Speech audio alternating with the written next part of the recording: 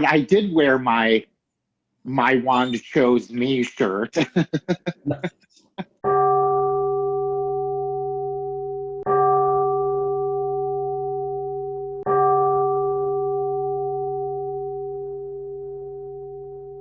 For whoever's watching, this is not live. I'm recording this, but for whoever's watching, welcome back. Don't put me on live or anything. Maybe a future episode we'll dare to do live stuff. But when we actually have an audience that would watch one of these live, maybe. Mm. But anyways, welcome back, everyone and anyone, whoever's watching this. I'm joined today by my friend David. We've known each other quite a while now from back in our Western Illinois University years. Yep. Why don't you introduce yourself a little bit, and we'll kind of go from there. My name is David Vrablic. I live in the Chicagoland area. I've been playing the clarinet for about 20-something years, and as you said, we met at Western when you came to do your grad work there. And I was in my second tour at Western, my tenure there. And you came in about my third year, I think. Was it? Before I finished my undergrad there, yeah, because I think we kind of made our exit around the same time. But I forget you went through masters there too, or I did. I get a little lost in there after. Well, after you had graduated, I had moved home. I still had one course, like a math course left. Okay. Before I actually got my degree. So I had moved home with the intent of doing it there, but it was challenging not having a vehicle and all of that. So about a year or so later, maybe a little bit more, I had decided to move back to Macomb and subsequently, finished that math course and then enrolled in grad studies at Western. And that would have been, I believe, the spring of 2011. Okay. That I started so I was one of those that started in the second half of the year to start my master's, which was odd because that normally, it really doesn't matter, but it was weird kind of having it set up that way. Yeah, we get kind of pre-programmed of this like school schedule that we're expected to follow, or like something gives us the idea it's like fall, spring, like the standard, like at some point none of that matters. You just do it. Yeah, I feel like more so now too, most schools, it's a pipe dream to be able to get finished in 4 years unless you're taking summer classes and and all of that. I think I have a neighbor who's a violinist at Roosevelt University currently, and she's in a 5-year program with them. She's double majoring, but still, a 5-year program is seeming to become more and more typical. That's why I don't feel bad that it took me 10 years to get my bachelor's and then another 2 years to get my master's. So to each their own. Right. It's so interesting now, like especially through 2020 and the emergence of all this e-learning, like kind of hassles people used to have to go through to to start or finish a degree somewhere else. Like granted, Western, if you really stretch it, you could do it by train, or I suppose, but right now everything's by necessity. You gotta pull everything up on online, get Zoom classes and things. To me it's a mixed blessing. Like you can pursue some of these some of this coursework and all that, but the reason why we had to come up with all of that was a little disappointing, I suppose. Yeah.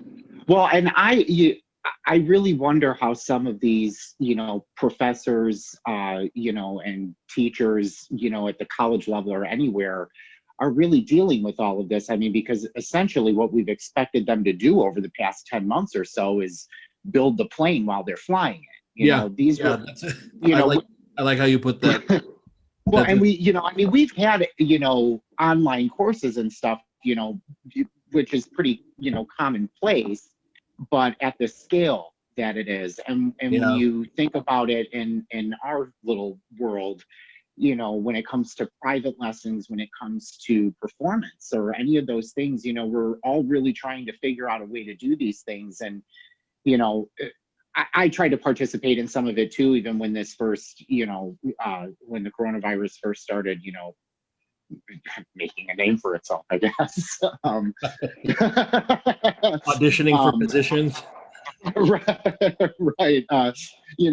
I participated in some of those too, but the soul isn't there. You know what I mean? It's nice to be able to know that you're kind of getting together with people and trying to make, put something Yeah. together. But, it's also depressing at the same time because you don't have that warm body next to you that's also, participating in that. So, Yeah, that's a big kind of overarching thing with all the arts and all this stuff is that it's that separateness, because it's the lack of human contact. Like, yes, we can mechanically create sound and we can listen to each other via our electronics, but I'm hoping as things continue to open up that like the value of the live music experience, the live art experience really makes a resurgence. Because you've been freelancing like I have, post school, and I feel I don't know about you, but I feel like I've seen like a little bit of stagnation prior to all this happening, like a little bit of stagnation in the interest of going to like our orchestra concerts, for instance. Like I've right. I know with West Suburban, there is increasing concern about budget shortfalls and like programming to draw a certain audience.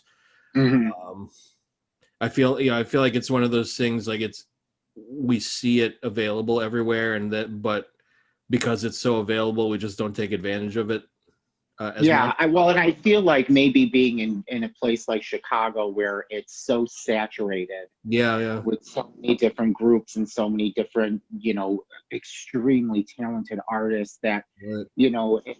It's hard to pick and choose, which Yeah. is the one that, and I also feel, to your point, that what's happening with some of these groups, even in Wheat Municipal Band, which I play in over the summer, that there is this uh, goal to try to, gain a more younger audience, but at the same time, if we're going to try to attract that audience, I feel like, the classical world needs to stop separating itself so much from pop culture. Yeah. We can get youthful people or younger people to come and see those things, but if we're playing, Mancini, they're not going to know, Right. the significance of that, and I'm not saying that means we have to do band arrangements of, Lady Gaga, but at the same time, there has to be that reach, on our end to try to get them to come in as well, Yeah. so That kind of because I feel like when we were younger, in pop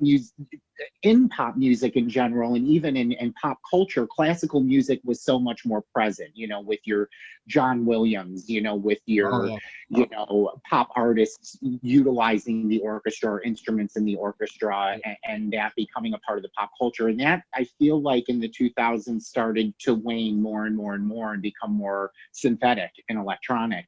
Yeah. I mean, it's tough because, of course, the field is going to evolve with the available technology, but like, how do we reconcile all that into kind of a unified experience for everyone, something that everyone can enjoy, and people don't, Right. old the old establishment doesn't feel like they're selling out, so to speak, but then like the generations can, like it part of it for me is it's a matter of education, like educating the it's like the I hate using the term older because, like, it's not necessarily age, it's a mindset of people, like, orchestra is for orchestra music and it has to be from like the or Baroque and Romantic up to like, oh, I don't want to bottle people in so much, but like I don't know that it's. I think I know what you mean though, because I think what you're hinting at is that, our education in music is advantageous in the sense that we had to learn all of that. We had to take our music history courses. We had to play this music in our, variety of ensembles that we were participating or what have you. So that's a portion of music in which the, general public doesn't really either have an understanding about or even an education. You know what I mean? Like really what, I would think most people are familiar with are, orchestral music and jazz, which is even, even within those things there are many variations, to that. I also think that, as time goes on, maybe there will be a return to what we saw in, say the, 70s and 80s where orchestral music was being utilized much more. Yeah. But I don't know, as far as, pop music in general and how it's kind of just overtaken pretty much the entire industry. Because it's like there's pop music and then there's country and then there's classical and then, Yeah. So with it, again, with it being so saturated with this like pop culture, uh, like mentality, I guess, I don't know if that's the right word, but pop culture aspect of it, that it's hard because I feel like even as a private teacher, how do you draw some of these younger kids in when you're, teaching them the basics and stuff like that? How do you incorporate, what it is that they're doing with what it is that they're hearing and seeing around them? Like my most recent student, she's obviously on her way. I mean, with coronavirus, it's kind of put a halt on things, but within the first like couple of months that I was working with her, she managed to plug out by ear the Baby Shark song, which of course, congratulations, of all of the songs that she would do, so, but yeah, so there is a need, or at least a desire for, younger, musicians to want to try to connect what it is that they're doing with what they're hearing in their everyday life. And I feel like that was a little easier for us when we were in our, when we were in the beginnings of our mastering of the instruments. Right. Something I've noticed too, because I spent a lot of time, I guess post Western. It started during Western too. I think is part of my mandatory grad research. Listening to all different stuff. But I feel like I've encountered a lot more openness from other genres to look back into like the classical music world for inspiration. What was his name? I'll have to dig it up later. It's not coming to my head right now, but these bluegrass guys, they play mandolin or banjo, and they refer back to Bach because of like the way the tunings are. They can play these like the unaccompanied cello or violin works on their instrument. It's what Chris Thiele, I think, is one of them. I mean, it's fascinating to hear this music on those instruments because it's but isn't it interesting that connection that could be made, to something like that, and the fact that that stuff is also translated, into clarinet method.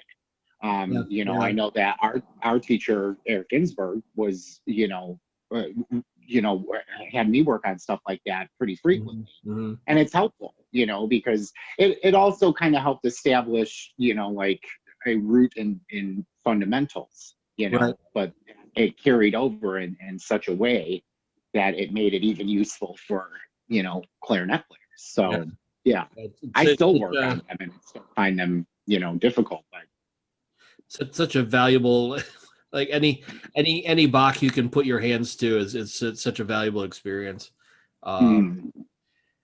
But anyways, this is we kind of jumped into the deep end right away, right off the bat. Let me bring it back around a little bit to some more of basic stuff. how did you get started in clarinet in the first place? Oh, I'm sure I told you this story, but I don't know. I started. Okay, well, I can remember pretty far back wanting to play the clarinet, and before we set up this meeting, I was trying to remember what it was that sparked the interest, and I think I figured out that when I was in second or third grade, my neighbor was a grade ahead of me, and she had started band the year before, obviously before I did. And I think she chose the clarinet, and there was something about it that fascinated me. I don't know if it was because the instrument was in five pieces, and then you put it together, and then it was like magic, it made this noise. Um, so I think that it had something to do with that. But I also have a memory, and I believe I was in second or third grade, that for Christmas, my mom had bought me, or maybe my grandmother had bought me a toy clarinet, and it was, one piece. It was Yeah. like silver and, plastic, and it had these little black keys that when you pressed it, it would lift it up, and then you would get different pitches. I played this thing so much that I broke the keys off. So, Prophetic toy there. yeah, but the sad part was then we moved from that school district.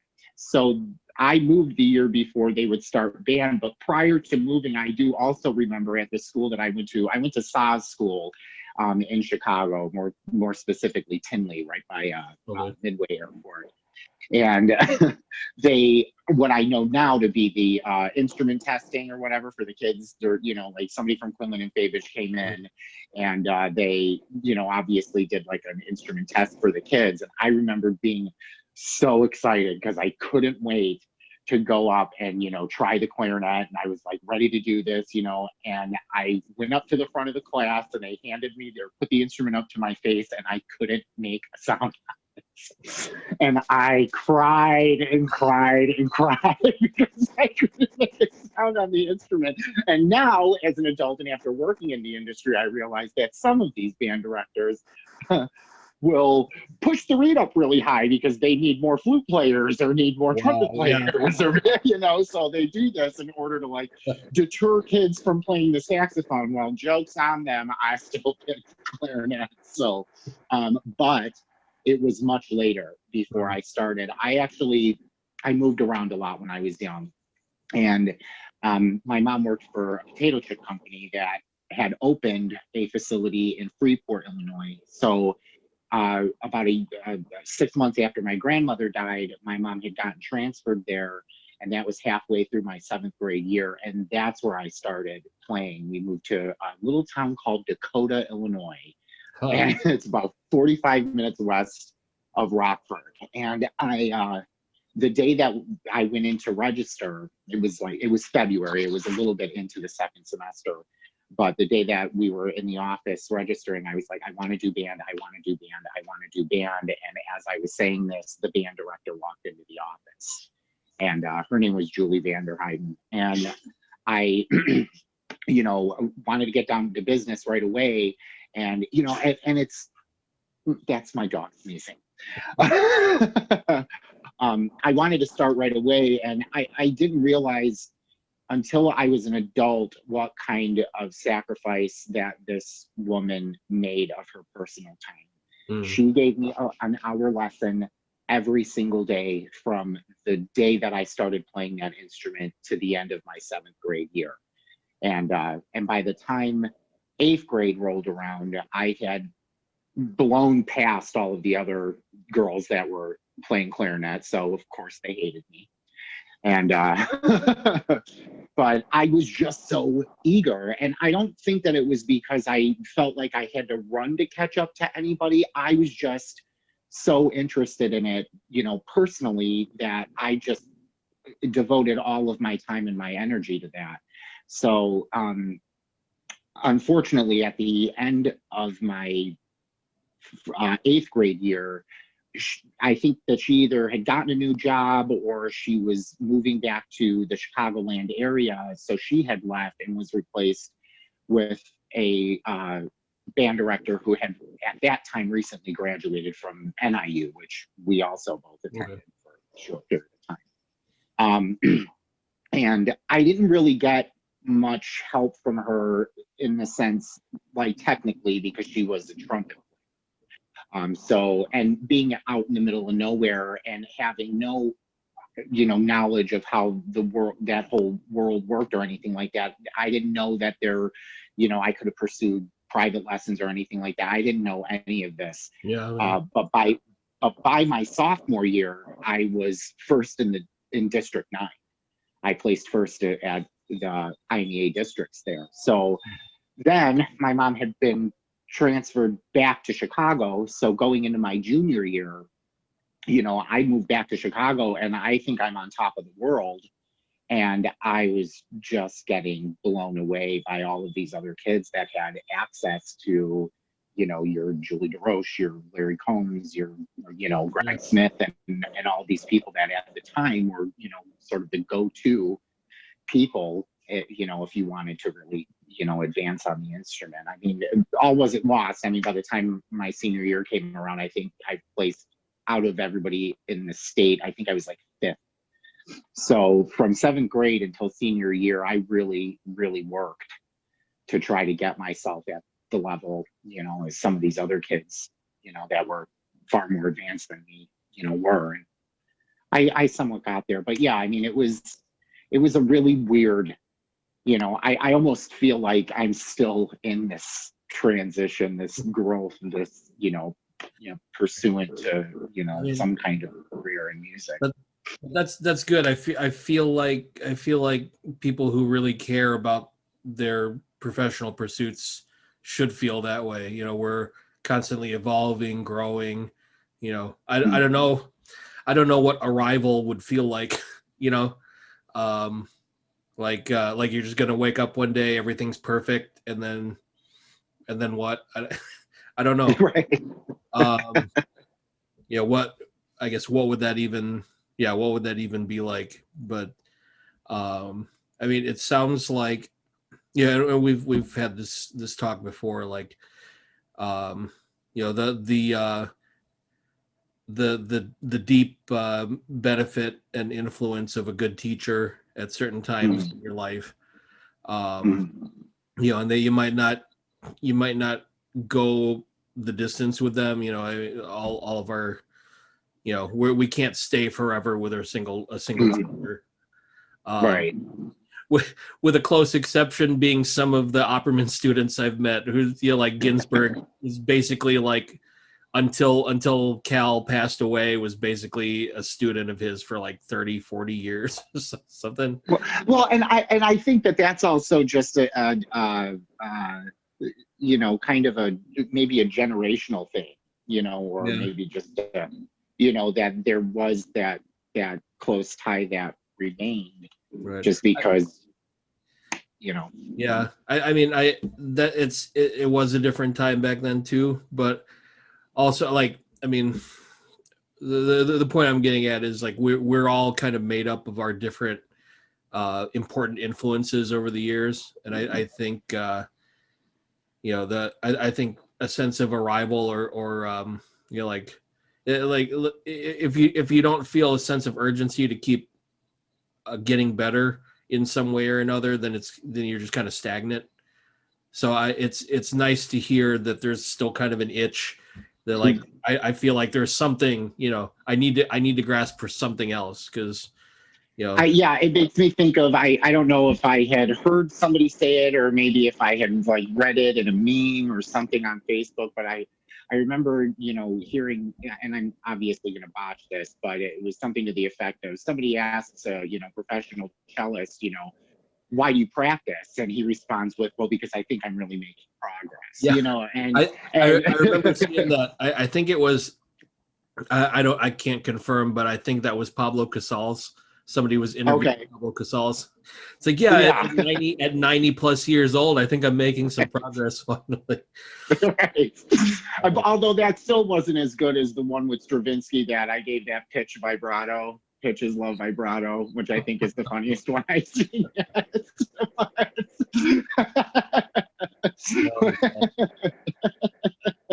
But yeah, I mean, here the the fun part of this story though too is the woman that I first started working with, her name was Julie Vanderheiden. Now she was a saxophonist as far as I knew. Mm. I know that she also played piano, but after she left, I think I may have run into her one other time, and I can't remember if it was my junior or senior year in Peoria for the All State Festival. But after that, and for years, I was searching for her and I couldn't find her anywhere until about a month ago. I finally found her, and she is a church organist in Mount Prospect. Oh, So yeah, so I knew I had like this little bit of information, but after she had gone, it was like, I had no idea. I mean, obviously she got married and and everything like that, but yeah, I still need to contact the church that she works for to try to reach out, because I can't find any of her contact information. But I think that'd be kind of weird too, to like send a message and be like, "Hey, remember me?" Like, yeah.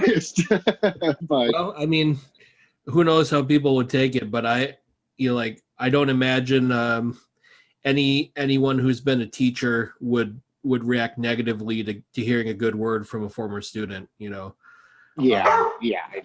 I might like the shot in the arm every once in a while too. Like, hey, I didn't go to jail or anything, so you're a half decent teacher. Sorry. No worries. This is my son. He's just guarding you against all the ghosts floating around in there. Yeah. This is his routine. There he is, looking out the window, Yeah, that's guarding the fort. that's what they're made for. But Yeah. oh man, so I think your career path has been kind of similar to mine, like kind of a patchwork of a lot of different things that you can do in the field of music.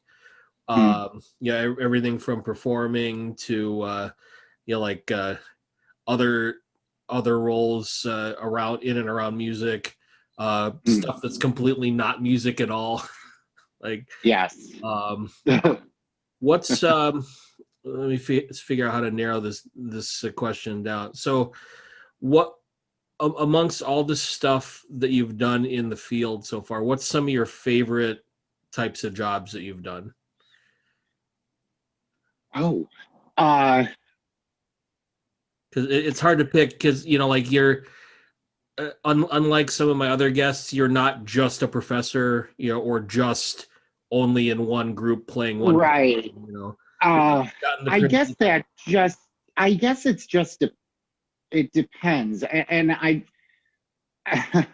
I would resist saying jobs even, because it just depends. There have been certain like performance situations that have been very beneficial, just working with different professionals. I mean, and this includes even, while I was still a student, like opportunities to play with, faculty members that were really weathered and things like that.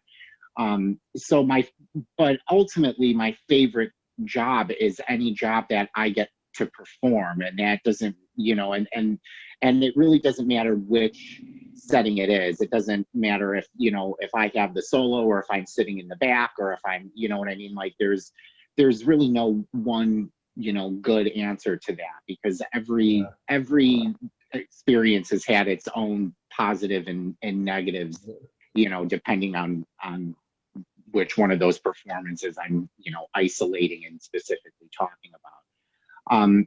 I've had a lot of fun, playing with community groups. I played with the South Suburban Orchestra here in Palos. I played alongside you in West Suburban, and that was actually one of my like a memorable performance for me, because it was the first time I played An American in Paris by Gershwin. And I've always really loved that piece, and I seem to have played pretty much everything by him other than An American in Paris. So, I've enjoyed doing that. I play with the Moraine Valley Community College Concert Band, which is, mostly made up of community members, even though it is a college credited course. And then, as I mentioned earlier, I play with the Wheaton Municipal Band, which I guess I would have to say then the most beneficial performance or job that I have had was my first season with Wheaton Municipal Band. Because after I graduated from Western with my master's, I had auditioned for DePaul and auditioned for Roosevelt to do post-grad work. I was waitlisted at DePaul and I didn't even get accepted into Roosevelt. And at that time, I was really just upset because I felt like after everything that I went through and all the schooling that I had had this, I don't want to say distorted view, but I had this, idea in my mind that I was a lot farther along than I actually was. So when I auditioned for Wheaton the first time, I remember being extremely upset because I was like third or fourth from the bottom. And I remember thinking to myself, like, I can't possibly be that, bad, which is not what that meant. Being in that group is, an honor whether you're last or first. And I didn't catch that. But I remember that first day of rehearsal.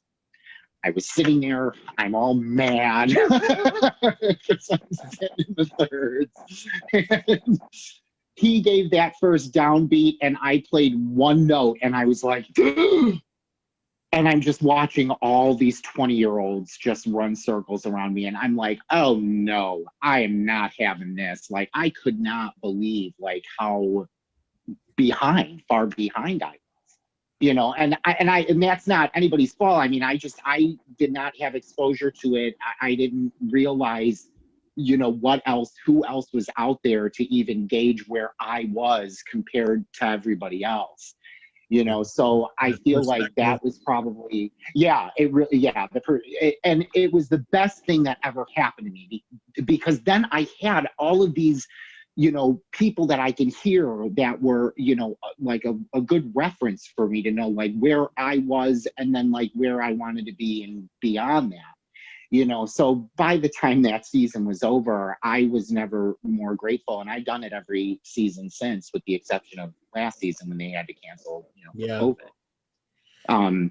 So yeah, I mean, I would say that, working with the, professionals that I have, and particularly, in Wheaton Municipal Band, and in West Suburban Orchestra, and in and with the Salt Creek Chamber Orchestra, it's been such an education for me just being in those settings, more so than anything that I did while I was in my undergrad and in my master's. Yeah, I mean, it's that matter of perspective is such an important thing for people, because you can just sit. I mean, we've experienced it, like, sit in the practice room, grind, and you just kind of, you have some awareness of what you're capable of, but like you said, until you're out there shoulder to shoulder with people, like sticking it out for work or whatever it is, like figuring out where you stand and what direction to go, like that's but that's good. I don't know if we talked about this. I played a time or two with Wheaton, just because I think somebody extended a sub spot to me ages ago.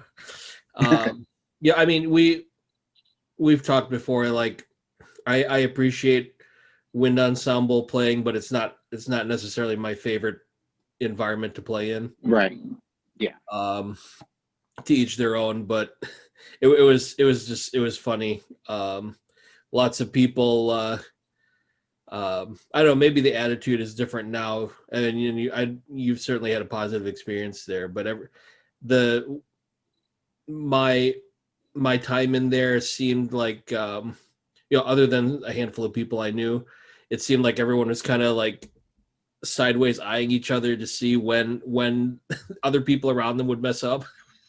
Like, there was this vibe. And what's so funny about that is, you really can't compare. I mean, there's obviously some, players that are, maybe, less advanced or have professional lives, and this is still something that they want to do, and they don't even have the desire to, sit in a top spot. But what I said this many, many times, that I think that the audition process for the Wheat Municipal Band is probably the most fair of any audition that you'll ever take, because what they're doing is they're basically, taking all of these great players and putting them in the worst, performance setting that you could possibly think of in an audition, and that's sight reading. Yeah. So even if you're, an exceptional player, you could still potentially walk in that room and fall on your face if they Right. put something on that stand that you're just not ready to see. And believe me, I mean, in the 6, 7, 8 seasons that I've done, I can't remember, every year has been different, but there have been some years where they're like, did they expect Larry Combs to audition this season? Because I don't know anybody that's going to be, but you get through it. But and it always changes, and there is no one player that is that much more exceptional than the one sitting next to them. But it's all the same.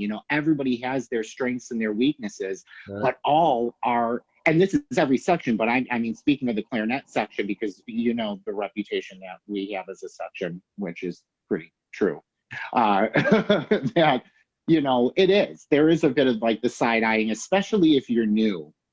But like I said, I feel like I learned so much more just from being in the presence of those people than I ever did, while I was in college. So there's no, greatest player in there. It's, who was the luckiest to get what they got that particular season. So, and I do think that, in any situation, some people may or may not feel like they have some kind of ownership to, either that chair or that section or whatever, but at the end of the day, we all have to walk away from it knowing that we're, all pretty much equals. And that's why it sounds so astounding. And what I will defend about playing in bands is, I didn't do much orchestra in high school until my senior year. I did a youth orchestra, but I did feel like being in band and being in those situations where, as the clarinet player, you're covering all of the violin lines, that it made orchestral playing much less stressful. That's a credit to the environment. You're the high expectation on your technique in wind playing is it helps a lot of if you use it well, it helps a lot of elements of your playing for anything else you do. I noticed this, or this was a conversation I had years ago when we went over to Germany to play those operas. Right. I almost forgot about that. I heard a lot of comments from the Europeans about they thought our wind section was a very highly skilled section. It's because all the wind players had to do band stuff growing up, and we had to murder technique all the time. For over there, the culture is like you're all in an orchestra learning a string instrument, and what they implied was that the winds were often kind of the weaker link. It's very, very kind of opposite experience to what I've had. What we had. Because typically it's the opposite for us, that you fight like hell to find a good string section in an orchestra, that the winds are in some ways kind of pulling them along.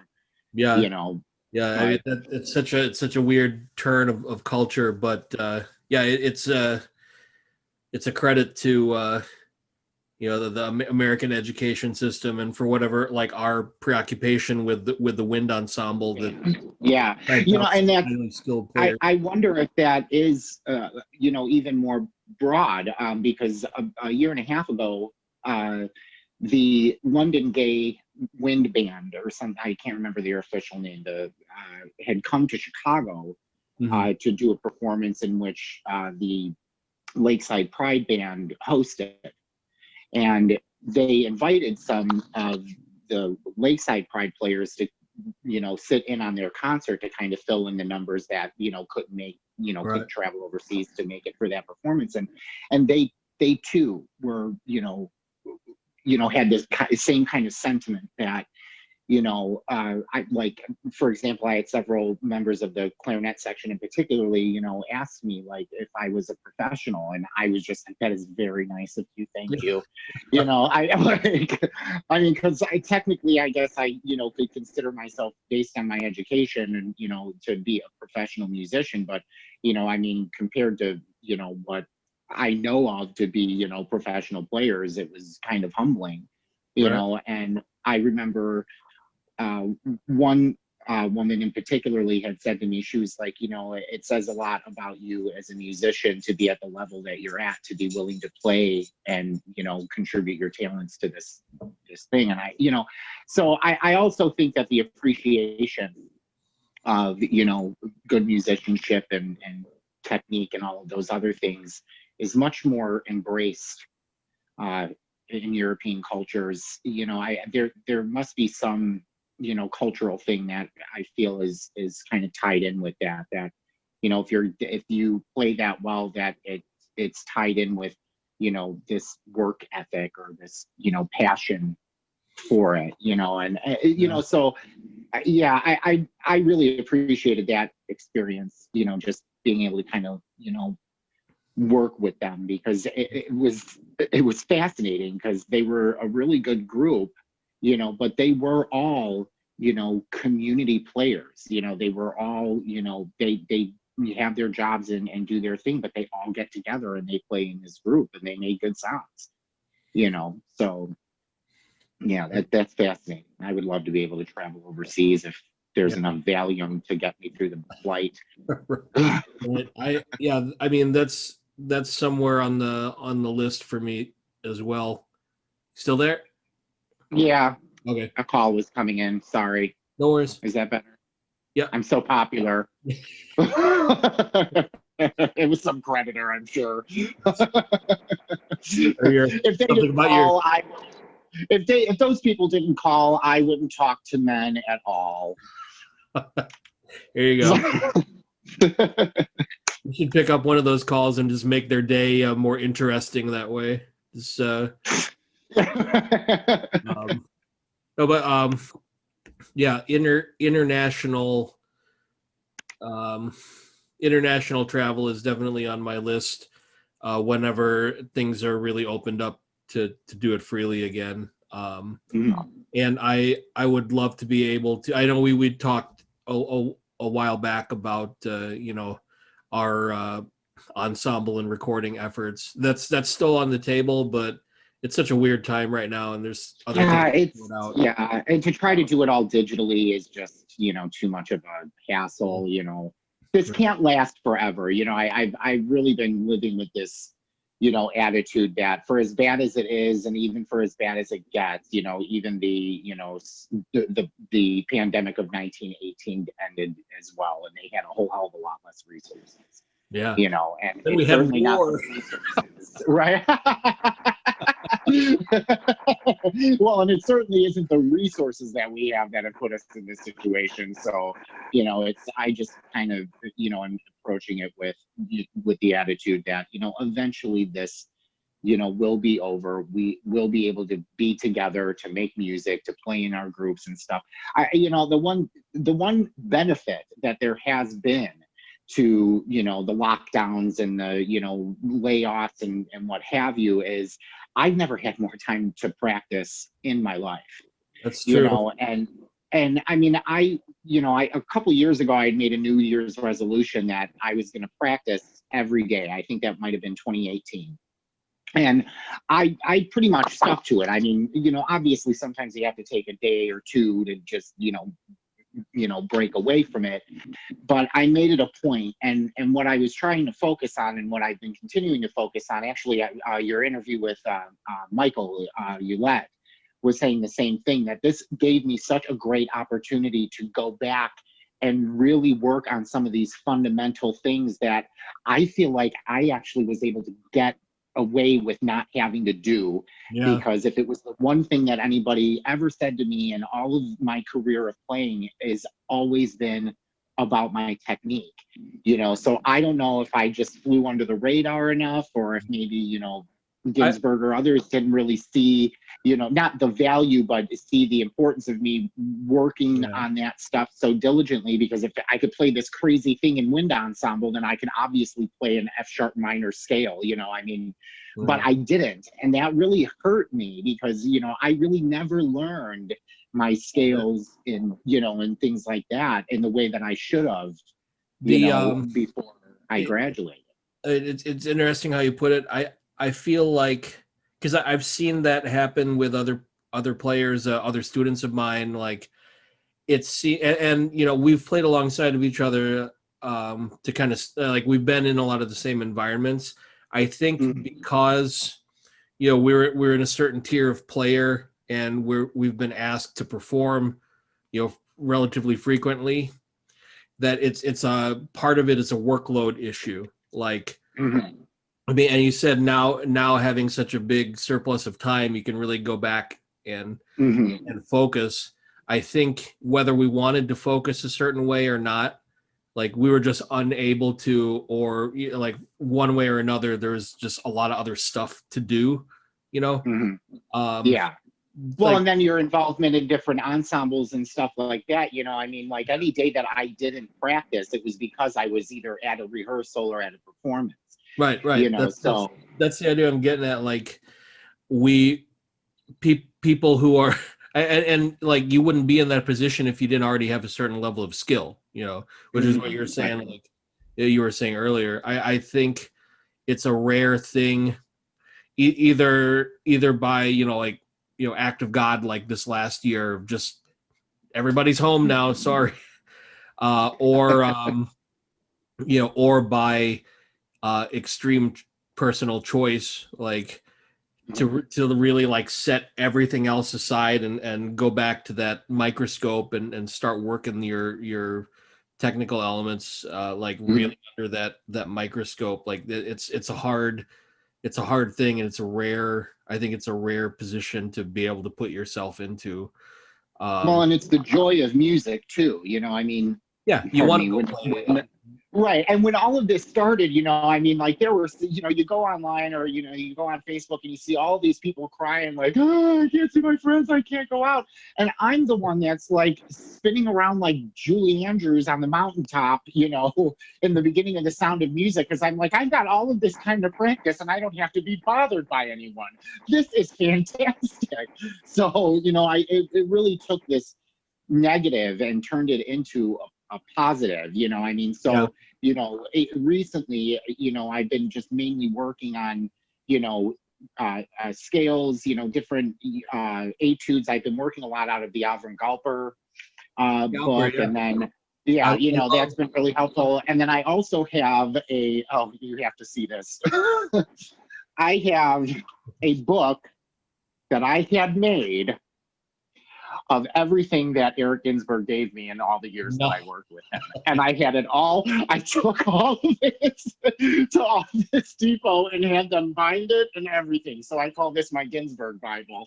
So nice. I've been working out of this. This has a lot of Opperman exercises, the 12 caprices, just all sorts of different, stuff that, I refer back to. I got something like that in my own studio, but it looks less like that and more like a giant pile of papers. Well, well, mine did, and then I don't know why I just got this motivation to like go through it, organize it all, and then took it to a copy center, place to have it. I love seeing that kind of stuff because I remember. I mean, surely you remember too, Ginsberg whipping out his examples of stuff like that. Like, here's my notebook / pile of papers that Cal gave me that I still refer to years later. It's nice to see that kind of that example kind of going down the generations now.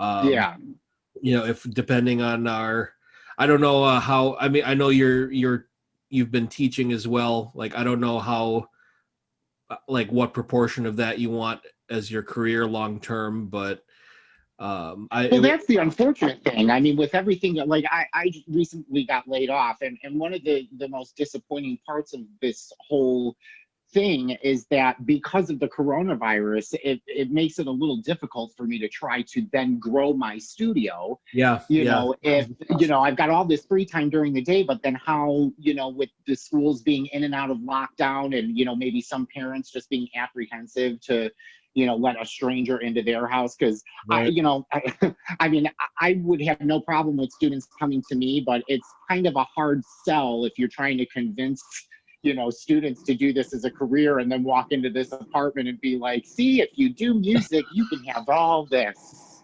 you know, like, so, because it's a struggle, you know, but you have to love it enough to, you know, be willing to take the, you know, the good with the bad with that. But I would say that right now, that's the most disappointing part of this pandemic, is that now I've got this time where, you know, at any other time I may really have a, you know, had a good chance of kind of building up my studio. And now with everything going on, it's like, how, you know, how can you do that without trying to get the technology involved? And I don't, you know, I'm not savvy enough and I don't really have enough equipment to be able to do that effectively, you know, Yeah. I and mean, so.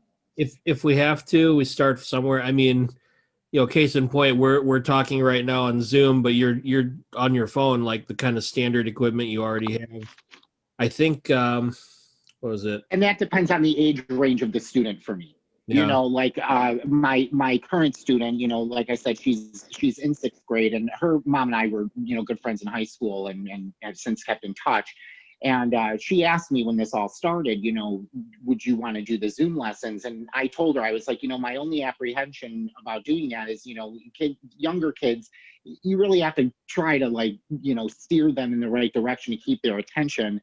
You know, and in person, I was, you know, having a difficult time doing that. So I told her, I was like, you know, if I'm having a hard time like reining her in while I'm there in person, I don't want to try to do that on, you know, on the phone. Not Yeah. to mention the fact that I'm not there and seeing what she's doing and stuff like that. I Yeah. don't know how effective that Yes. is. There's that layer. You're right. That layer of proximity. You just have to be there and like see the little details happening in real time to really. Right. And what am I going to do? Get my like creepy octopus of cameras all over, like, you know, and Right. uh, Yeah. I do have a question for you though, you know, because I'm always fascinated by this. You went to Bob Jones University. Who was your professor there, and what was it? Cal that put you in contact with him, or did he work with Cal that made you decide to go there? okay. Bob Jones was as a result of my like elementary slash high school. Like it was just like a K through 12 school I grew up in. Um, long story short, like everything was very religious, and they motivated you to make, you know, even school choices based on that Oh, stuff. So okay. Bob Jones, like, um, I mean, I hate to be cruel, but it's true. Like, basically, they implied that if I tried to go anywhere else, that meant I was not serious about my relationship with the Lord. So, like, Oh. okay, I guess I'm gonna go. Yeah, I guess I'll go to God's school. I mean, it's just funny to me because that would be like me going to Liberty University. Oh my God, can you imagine? Like, Yeah, I mean, you know. I, now I will, like, I have to give them, you know, the credit they're due. Like I did get to perform a lot of cool stuff with them. You know, I won um their concerto competition. You know, like there it had its share of opportunity. You know, like Oh, I can't turn my nose up at that. You know, mm. that's my first exposure to opera was in there. Like, and Oh, we okay. had some great, you know, like my first year there, I got to play full Aida. Um, Oh, like, I got to play Tosca, although one of the professors stole the solo part, and they put me on bass instead. So oh, and who was the professor there? I mean, who they was had your teacher? they had two. I'm gonna leave them private, but they were like Okay. Um, But they didn't have a relation to Cal or no, no? no Okay. direct no direct connection to Cal at all. What happened was I got on some mailing list, and for one of Cal's, he used to do these clarinet summits. Like, I think there was one in 2000 that I wasn't aware of. Then 2002, that's where I first met Cal and the whole crowd, Ginsberg, all that. Oh, okay. So that and Okay. that was at Butler University, right around Indianapolis. So that was my Mhm. first, like, they sent an invitation, and like you had to send in an audition tape, or yeah, I guess it would have been tapes still back then. Uh, No need to age ourselves here. no, but yeah, no, I mean, it's happening. But that's how I connected with them in the first place. And that was my first exposure, 2002, because I was, um, like, it was the summer before my upperclassman years at Bob Jones, and Okay. suddenly, instead of just having a teacher who would just, like a lot of teachers do this, where they just give you more and more rep, and as you learn the rep, they expect you to resolve the technical issues and continue to advance.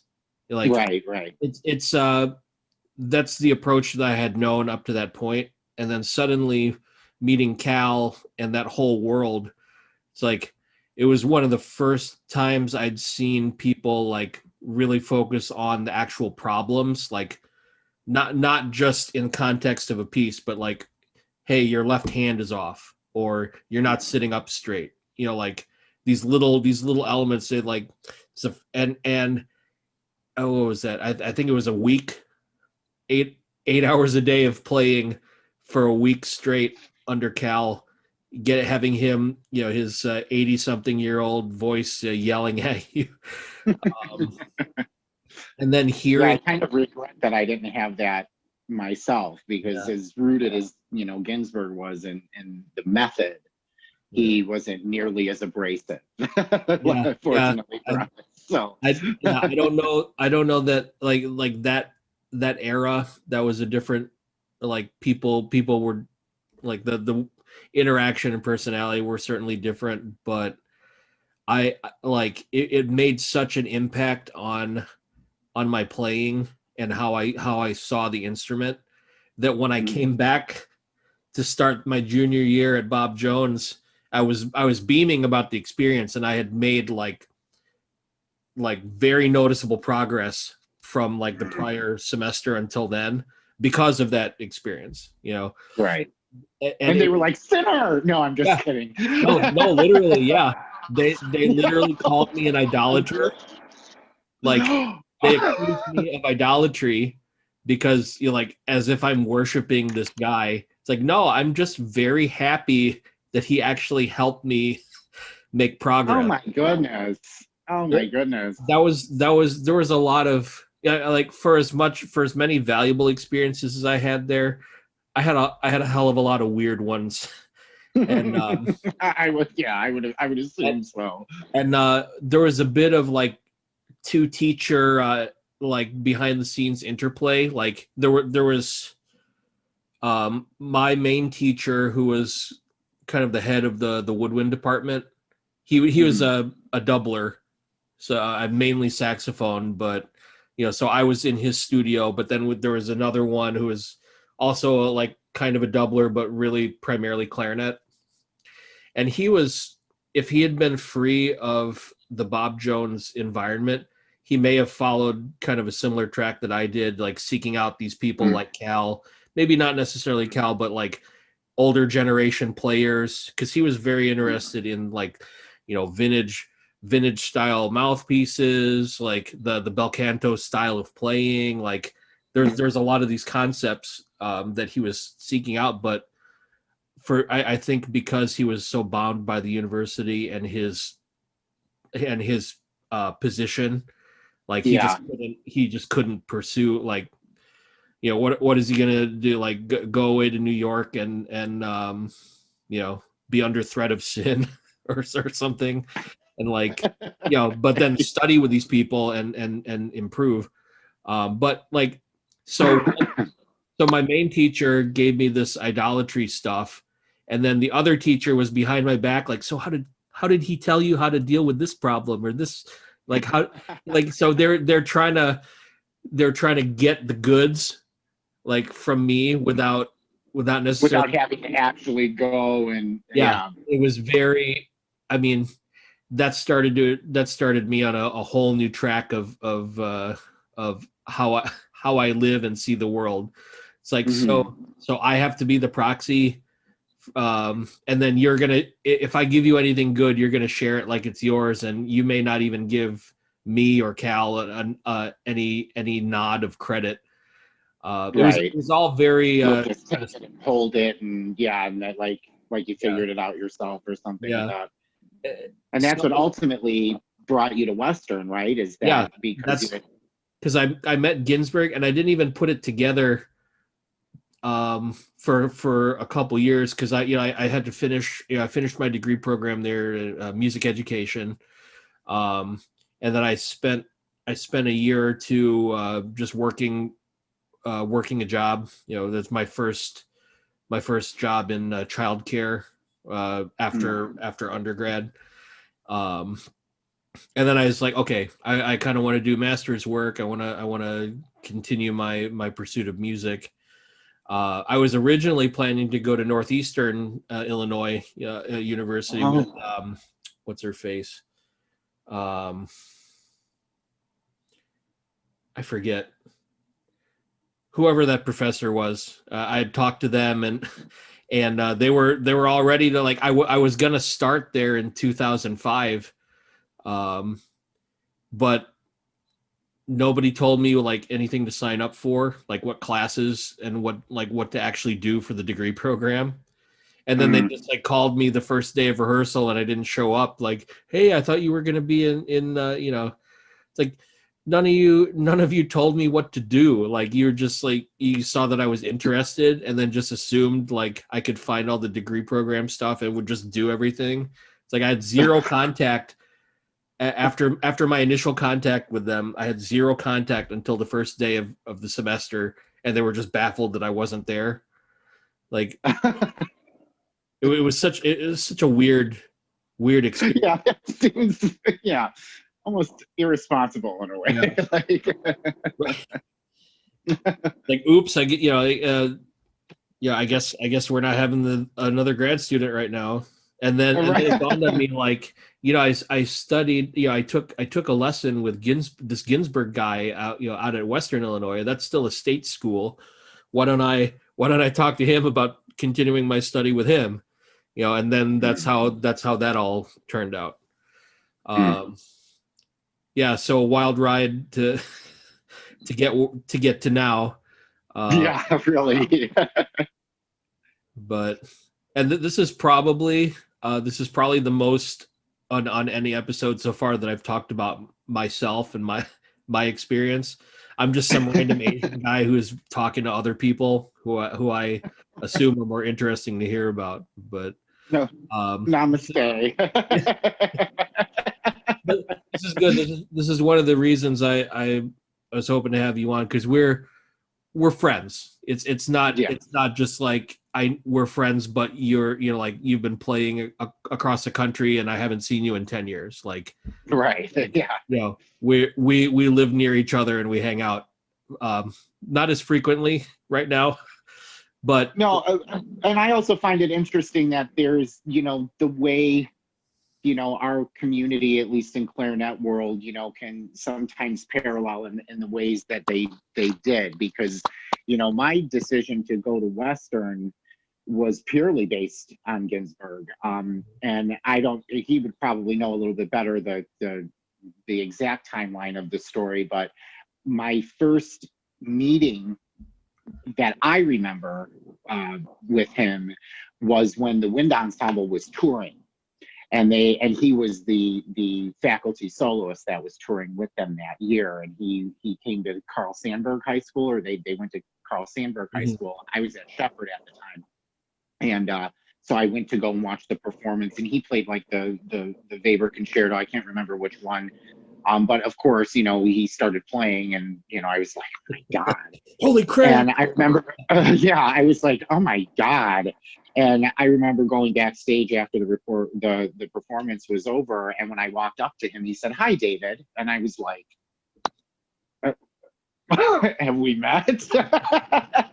And unbeknownst to me, he had been, my judge for IMEA All-State the February before that. So he already kind of, eyed me before I even knew who he was. And that was what drew. And I like now looking back on it, I mean, I was so awful. Before you go on, I want to point that out to our audience too. Like as long as I've known Eric Ginsberg, he's been like that, like very like personable and connected to people. Like even in that context that maybe you were so stressed out trying to perform in your your auditions for him that it might not have have registered at all. I have no idea. Like, I mean, I vaguely, like, I mean, looking back on it now, it's like I guess I kind of remember that. I mean, like, I certainly remembered my senior year. Because then when it came to my senior year, I was like, then I really wanted to impress him because, he had already kind of, tapped me. Yeah. And I feel so awful because I was so terrible to him my first year when I was, when I finally got to Western, because I had to do 2 years of community college before I even got there. So I graduated in 97, but I didn't go to Western until 99. And one of the disadvantages that I had in this the world of music is I didn't have family. I didn't have many friends that were like a part of that, whole thing. So I didn't know anything about anything, and even now I feel like I learned more about, that world that we live in music that I just didn't know about. But, even still, most of the work that I do and most of the stuff that I work on is always a revisiting to something that Eric said, or, some kind of exercise that he gave me to work on, or some story. Like my favorite story that he ever told me, because I just thought if he ever did that to me, I would quit. But he told me the story about how I think Cal and him this must have been early on when he was working with Cal. And he was assigned one of the Rose etudes. I, for the life of me, cannot remember which one it was. But, we were in my lesson and he's telling me the story about how, every week we were working on this and he just kept, what are you doing with your finger? What are you doing with your finger? Yeah. And he's like, so I spent the whole weekend, 8 hours a day, or that whole week working on this etude. And I learned every slur, every articulation, every pitch, everything, got it totally perfect. Walked into my lesson and I was so confident and I played it perfectly and it was beautiful. And after it was done, he was like, okay, next week come back and play it a fifth above. Yes. I remember that story, the transposition. I remember saying, I was like, if you do that to me, I'll quit. Like that. But, again, it's like, the one takeaway from, Ginsberg as a teacher was his technique was so refined, is so refined that even if I brought like a piece of band music that was absolutely ridiculous, and I'd come to him and be like, hey, is there like an easier way that I can do this? And then he'd be like, I'd be like, okay, like this is enough. So that was always, and I think continues to be the goal, because I don't think that, out of all of the professional players that I've met, that I've ever known anybody to have that pristine and refined of technique as he did. And it helped. I mean, I think that I had an advantage in the sense that I was always interested in playing the fast stuff. So the technique was like kind of there already, but I wouldn't have gotten anywhere near where I'm at this point if not for all of the different, even still I'm working on some of that stuff that he gave me. And I know that if I saw him tomorrow, he'd be like, oh, you mean this one? And I'd be like, okay, back to the drawing board. But they're such fond memories that the majority are, such fond memories that I had of working with him. And so my little voice in the back of my head is more Ginsberg's than anybody else's, being Yeah. like, well, you need to do this, or, if you can't do this, then this is what you got to do in order to be able to make it happen, and, so at least having that and still being conscious of that, Yeah. is helpful. I think we both have an appreciation for that approach to the technical, and like the way I heard it from Cal, either from Ginsberg or from Cal, like one, like it's in that lineage, but like if you like they're of the mindset that they don't want your technique to get in the way of your musicianship. So with extremely clean, refined technique, you are completely free to express whatever the musicianship is that you have, Yes. I feel like that maybe you, if you want to, if you have any thoughts on this, like I've met a lot more teachers who approach the musical elements first, and then like the technical, like they look at the technical as much as they can, but the focus seems a lot more on the expression, the musicality part. Yeah, I feel like you can't do one without the other. Mm-hmm. In the sense that they're, in the Marsalis school, it's much more tone centric than it is technique, in the sense that, the exercises that you work on with those, in the Marsalis school seem to be, the technique comes after you work these things slowly and over time, then the kinetic memory just kind of, kind of, kind of Yeah. fills in, like kind of this way. Um, but I think that, if you really want to be a successful professional player, you have to be able to play anything that's put in front of you, so if most of your focus is on your like actual tone quality, then you do yourself a disservice when it comes to, any kind of orchestral gig or opera pit gig or musical or anything like that, if you have to then go back and work out, the difficult passages, and I mean, there's also the art of working on excerpts and stuff like that in order to help, refine your technique, but I really think that you can't do one without the other. You know what I mean? Like that, one of the things that sticks out in my mind that, Ginsberg would talk about are, the notes between the notes, or the sound between the notes and stuff, and being very Yeah. conscious, of, the way that your fingers are moving in order for you to get, this clean, smooth kind of, connected sound, even if you are playing something very, very technical, so yeah, I don't think that there's any right or wrong way to approach it. I think that for myself, I kind of did it the opposite, in the sense that I kind of blew past all of the fundamental stuff because I wanted to learn so quickly, and I wanted to learn how to play fast things so quickly that it was then that I had to go back and then slow everything down, and I'm just, an impatient person. I want to be able to do it now, right now.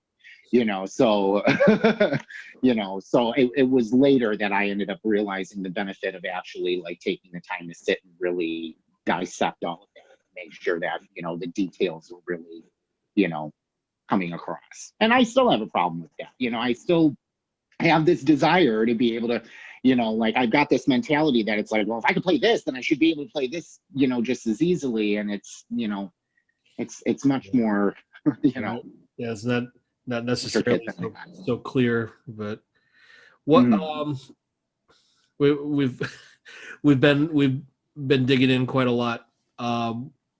What are speaking of working technique and you know, the lessons we learned from Ginsberg and others.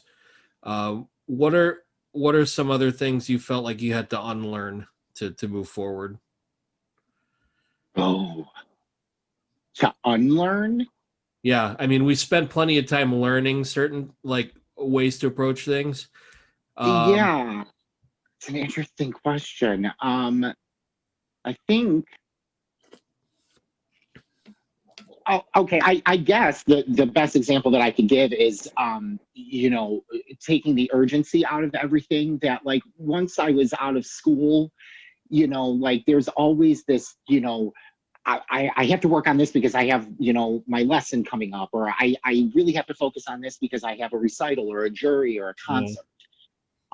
And there's still part of me that kind of, you know, gets into that mindset Hmm. that I need to learn it quickly, Right. you That. know, and forgetting that sometimes the process itself is, and working on it slowly and really being methodical about it gets you to that goal faster than trying to push it, you know, push it forward more quickly. So I still struggle with that. I mean, even working on things as, like scales and stuff like that, like, I know I can play the scale, but now let's go back and really, break it down. You know, And when you do that enough, I also feel like, and I told my students this, that, once you get accustomed to slowing things down, if it's like technical passages and stuff like that, and you really take the time to, like, work at every detail, that distance between starting to work on it and actually achieving your goal seems to be shorter and shorter, because as you get yourself into that routine, then it kind of clicks a mhm. little bit, more, the more that you implement that. So yeah, I would have to say that it's always been, I guess, one of my personal character flaws as a clarinetist to just want to get to the finish line as fast as I can. And I would have to say a part of that would, a part of that blame would fall on being in a group like Wheat Municipal Band, where everything is sight reading. You get Yeah. it on Wednesday and then you have to perform it on Thursday, Right. and it's not for the faint of heart. I mean, because one of the last concerts that I played with them, it was like a member suggested, program, like, Mhm. members of the ensemble, like, put in requests, and then they built the program around that. And one of the clarinet players suggested Rocky Point Holiday. That was the most ridiculous thing to try to learn in one day, but I did it somehow. But so I think it also depends on the kind of job or gig that you might have too. Yeah. That sometimes that has to get pushed to the side in order to get the job done. Yeah.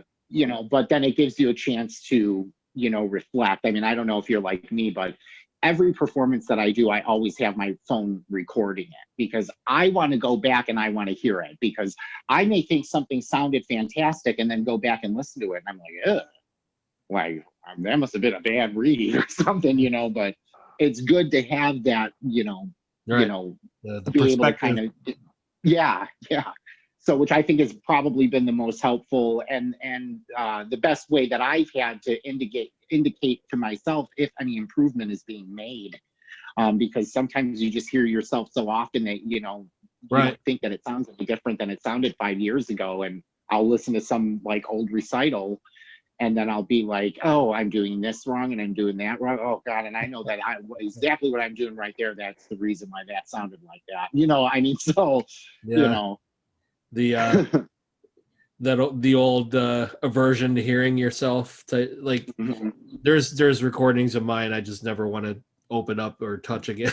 It's like I would, I'm like that too. But then there are some that I listen to, and I was like, wow, like, I didn't even realize, like, at that time what I was capable of doing, and mhm. even in that time, still didn't think that I was doing that well. But I think it's always,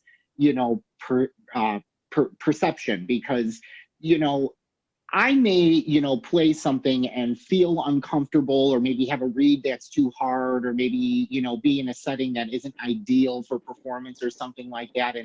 And it in my mind's ear will be translated as the ugliest thing or the, worst thing that I've ever played.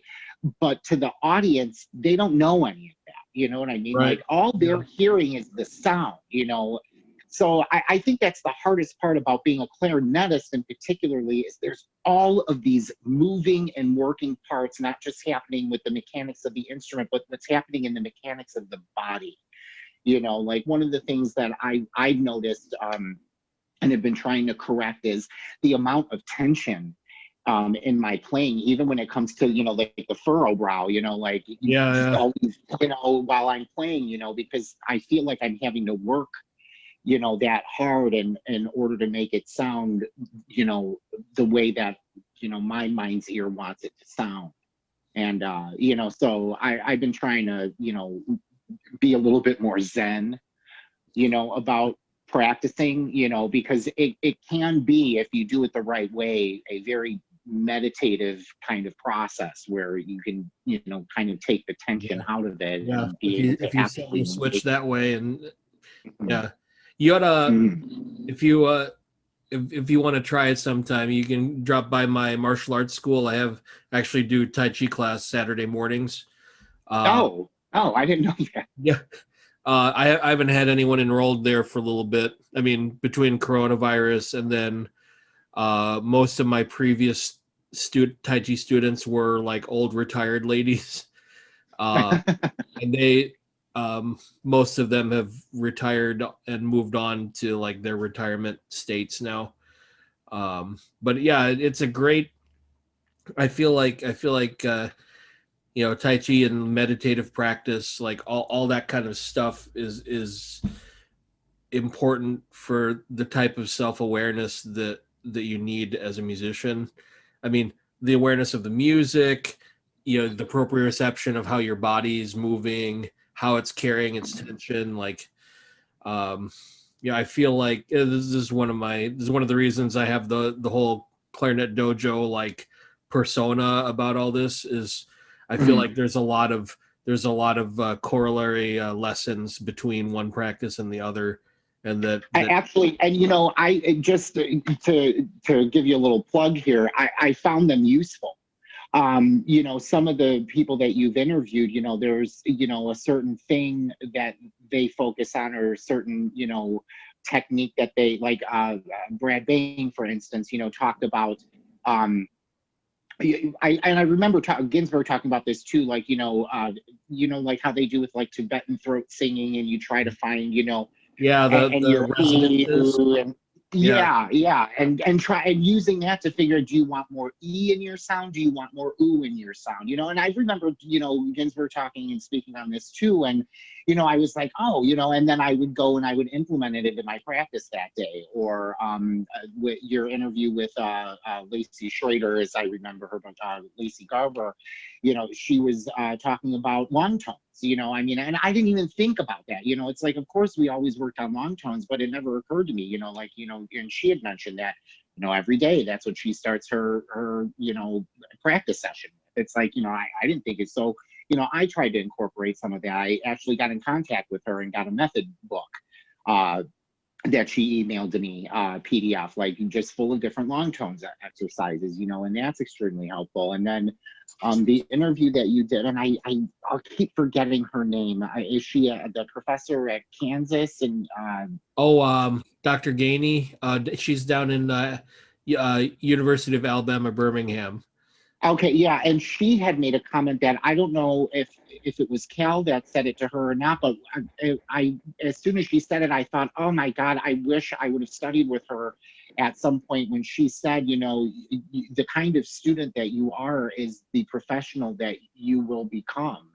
And when she said that, it made me kind of feel like, oh my God, I was such a terrible student.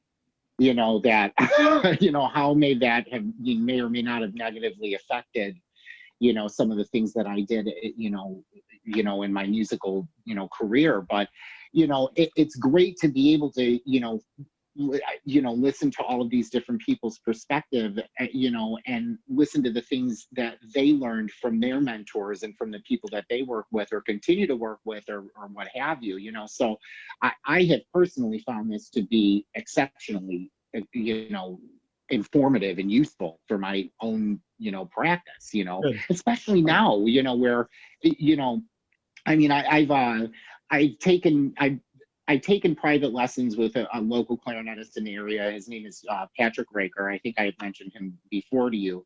And he's really helped, me personally. And with all of this COVID stuff going on, it's been miserable because I can't, you know, really meet up with anybody and do private lessons because Yeah. there's always this fear, but that's why I do that. It's because, I don't want to be one of those people that graduates from, college and then thinks I've learned everything that I needed to know. And then, you figure out how to find your niche, where I'm one of those where it's like, if I hear somebody doing something that I, don't think that I'm able to do, or that I feel like I'm incapable of doing, I want to go home and figure out how the hell they're doing it. And when you get some of these people that you've been interviewing that are coming in and talking about their process, because I also think that that's the thing about music in general, and about a lot of things too. But I remember, I don't remember who it was that said it, but we all in music, nobody knows about the process. All we're ever selling is the end product. So nobody sees all of that stuff that's happening leading up to that performance. Yeah. And when you talk to other people and you watch other people or listen to other people's perspective on that, and then you hear the things that they do, like what their regular practice routine is, what is it that they like to focus on, most and stuff like that. It's like, it gives me a chance, and hopefully other people a chance, to be able to be like, yeah, you know what, I'm going to try that. Or, I'm going to do this, or I'm going to experiment with this kind of setup, or this kind of ligature, or this, you know what I mean? Like, it's incredibly useful. This is one of the aspects. I'm real glad to hear that you're getting benefit out of all of these. But this is one of the things I talking with Dr. Gainey about, because she's right now at the helm of the ICA. I think she's the president right now. They have a lot of, we're assuming things are opening up for 2021 to some extent. Yeah. But she's got a lot of things planned for that next conference, which I think is in Texas somewhere. I have to double check. But I mean, look at how deeply aware we are right now of the value of talking to our peers, our colleagues, and learning from one another. And like in this context, certainly, but once we can be in each other's presence again and go to these bigger events, I think the mindset people will bring is going to be a lot more receptive. And I there's think going to be a lot more value to it. Yeah, I agree. I'm looking forward to that, but partly because I haven't really traveled for so long at this point. Yeah, neither have I. Hey, But maybe we can do another road trip like we did to Nebraska, although I don't know anybody that lives down there. whatever, if assuming Airbnb still exists or whatever. Do you know where it's supposed to be held, or? I'll pull it up and post it in the show notes later. I don't know off the top of my head. I believe it's still going to be in the U.S. I think it's somewhere in Texas, but I'm not sure. I'll look it up. But that would be a fun road trip. I know I've been meaning to fill myself with Texas meat for quite a while.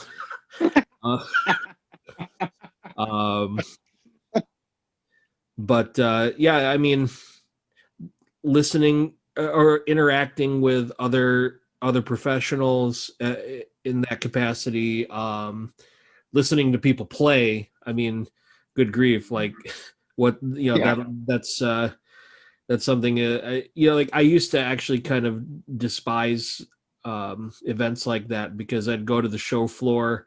You meet your friends or whatever, but then everyone's playing Daphnis at 100,000 decibels, and like this cacophony of self-important sound. Yeah. But but if I could speak to that, I've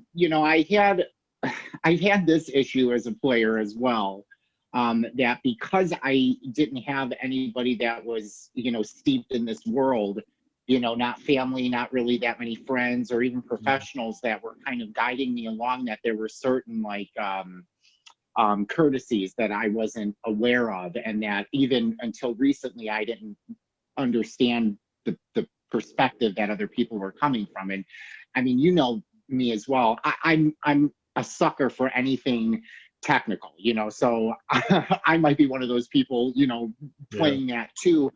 But I don't do it because I want to show everybody that I think that I can do it better than them. Yeah. I do it because I just love that stuff. I love it. I mean, and I could that's play legit. definitely all day. Yeah. And I had a colleague of I don't know if you know him, but his name is Devin Starr. He plays in the Wheaton Municipal Band with me. And anyway, great player. He placed first in Wheaton in their last season, and I was fortunate enough to be asked to play E-flat clarinet on the first concert cycle. And I sat next to him, and he said something to me that was probably the kindest thing that any other, colleague that I've worked with has ever said to me. And he turned as I was like warming up and doing whatever on E-flat, and he said, I always thought that playing like that and always, warming up the way that you did, that, you were doing that because you were, arrogant. And he was like, and I come to realize that it's obvious that the reason why you do that is because you just love to play. And I looked at him and I was like, thank you, because I don't think I've ever had anybody make that observation. And that's truly what it is. I'm not doing that because I'm trying to be, that bitch. I'm doing it because every day, if I can take the instrument out and put it to my face and play and make music, then I want to do that. You know what I mean? So, but I have learned that, there are these certain courtesies that I didn't even realize that were there, and nobody ever told me. It was almost as if it weird, was unspoken.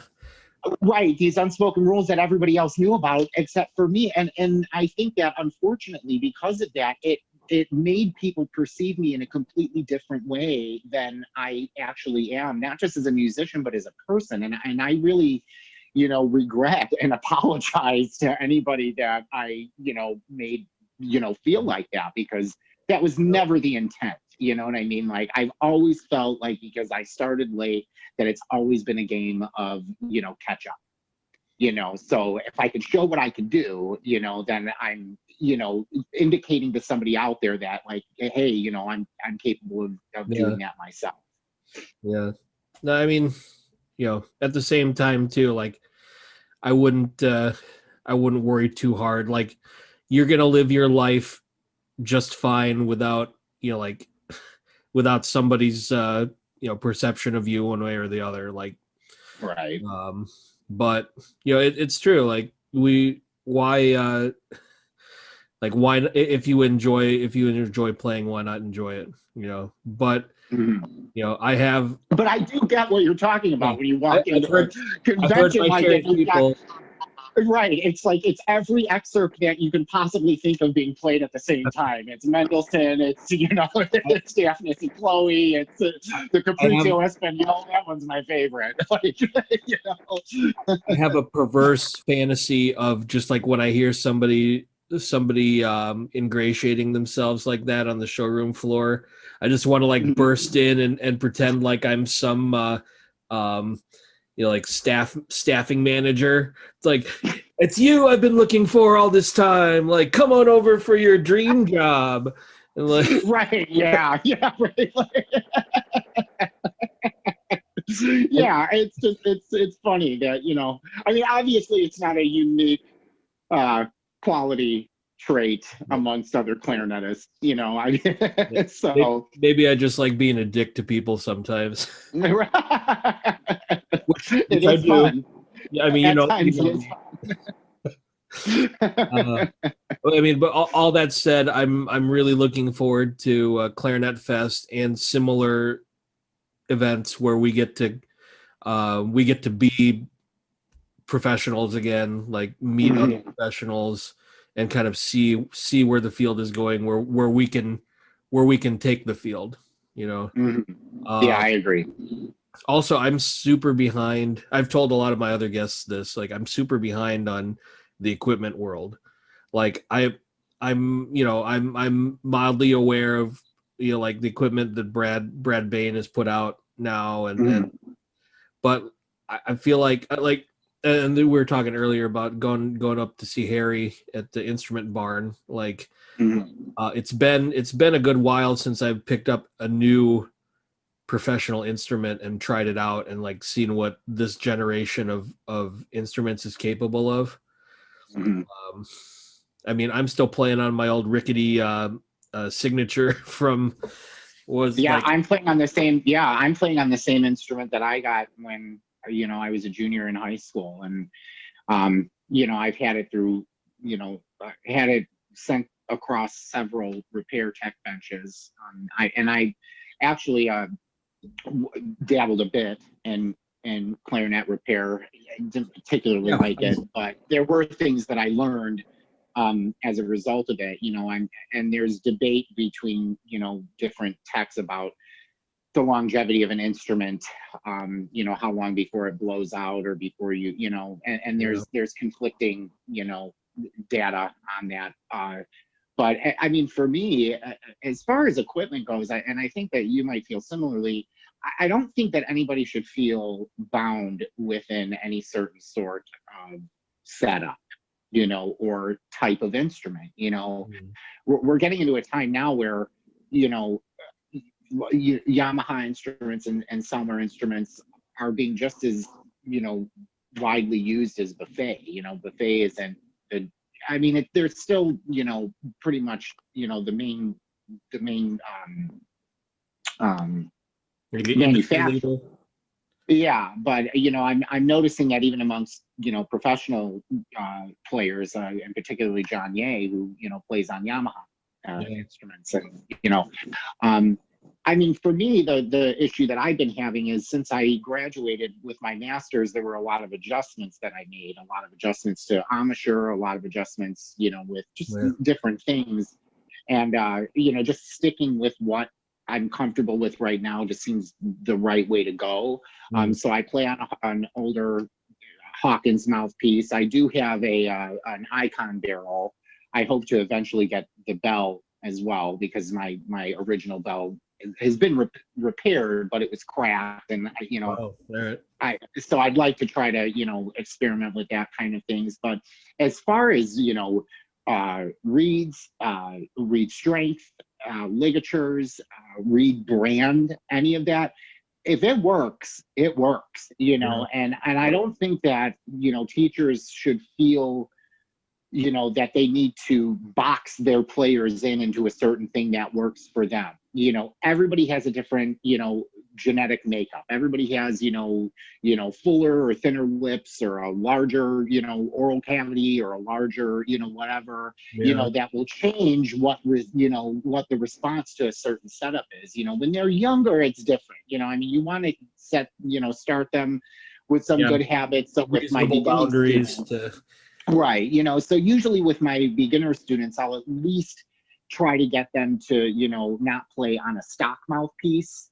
Try to get them to play on a Van Doren M13 or a B45 or a 5RV Lyre, something like that. Because I mean, you've got some places like Texas where you have school programs and band directors that are like, you're going to play on a 5RV Lyre with a Rovner ligature and a 3-strength traditional Van Doren, and it's like, I get for uniformity why they may do that, but you don't want to make these students feel like if they deviate from that they're somehow doing themselves a disservice either.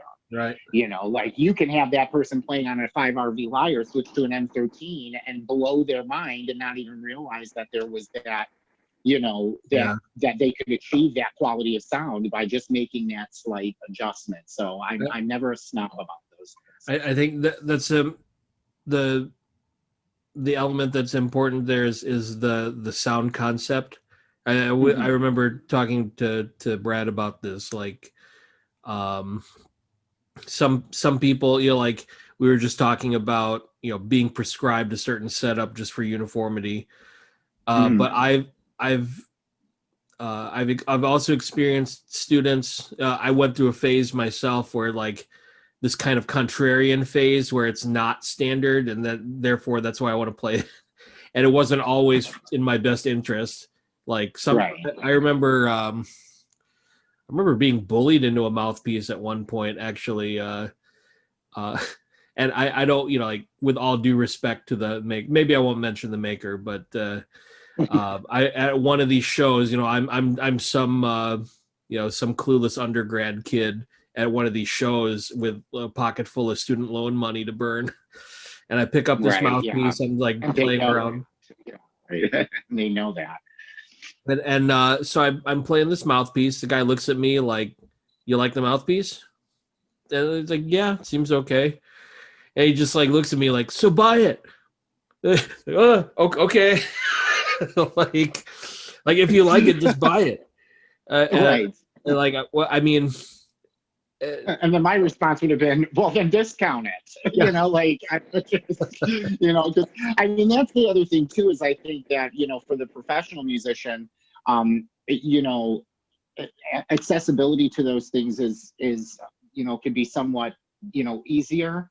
And in my case, it's like, my living isn't made necessarily from, playing.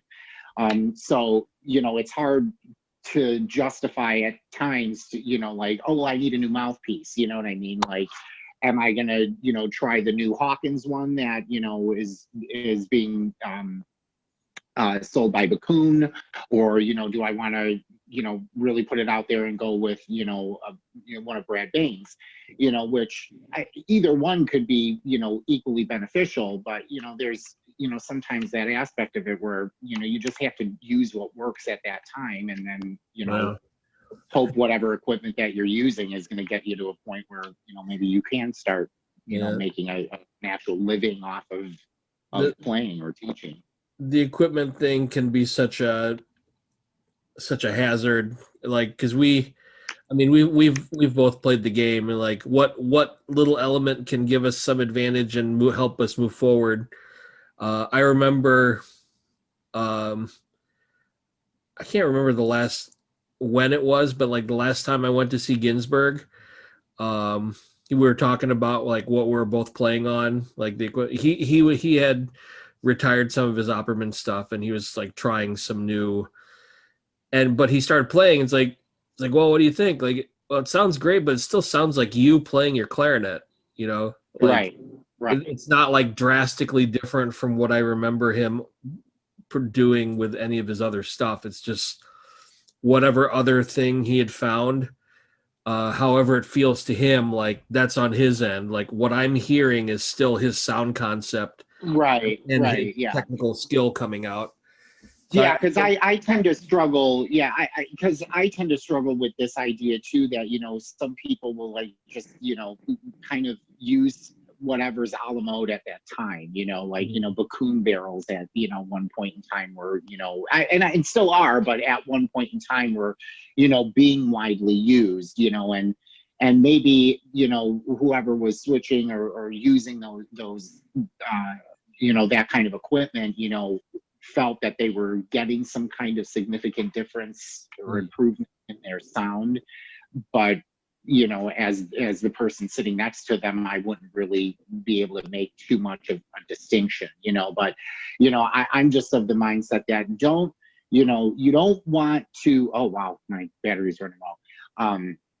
You don't want to get yourself in a situation where you're getting all of these different, barrels and bells and mouthpieces and stuff like that just for the sake of, to help you get a better sound. You have to achieve those things that yourself, and then once you, feel like you've, I don't want to say mastered, but gotten comfortable or achieved the kind of sound that you want, then start experimenting with those other things and see if they, either feel better or make you sound better. So my favorite example that I've experienced with that is I think it was the first clarinet summit where I met Cal. Like there was a day, like they had different subject matter through every day through the week, but there was a day they were talking about, him making mouthpieces and reeds and stuff. And to prove a point, he brought in like a plastic junker mouthpiece. It didn't make sound, nothing. Like it was clearly like a plastic piece of junk. And he did what he does, or like he did his magic on the mouthpiece and got it. And not only did it produce sound, but it was beautiful sound. Right. And, like the kind of thing, like, I mean, you know what stock student mouthpieces are like. Like it is not. Most of them aren't even hard rubber. Most of them are just plastic. Yeah. Mouthpieces that don't. They're not resonant. They're not. They're. I think that they just make them so that they have something to put in with the instrument in the case. Yeah. But to see him like put something functional on there and then to play it beautifully, like that's to me, that's a testament of like the importance of your skill. Like, because I mean, how long did we grow? I know I had this mindset as a student at one point too. Like, if only I have XYZ set up, then I'll be just like Larry or like, Yeah. Even with my most recent, the person that I've been working on recently, like, I mean, even I've gotten out, I mean, there's a tendency to like, well, if it works for them or makes it sound like them, there's no shame in wanting to try, what they're using to see that if it works for you, but even then I feel like, with ligatures and stuff like that, like I change, ligatures, not frequently, but often enough. And sometimes they'll just have to do with the weather.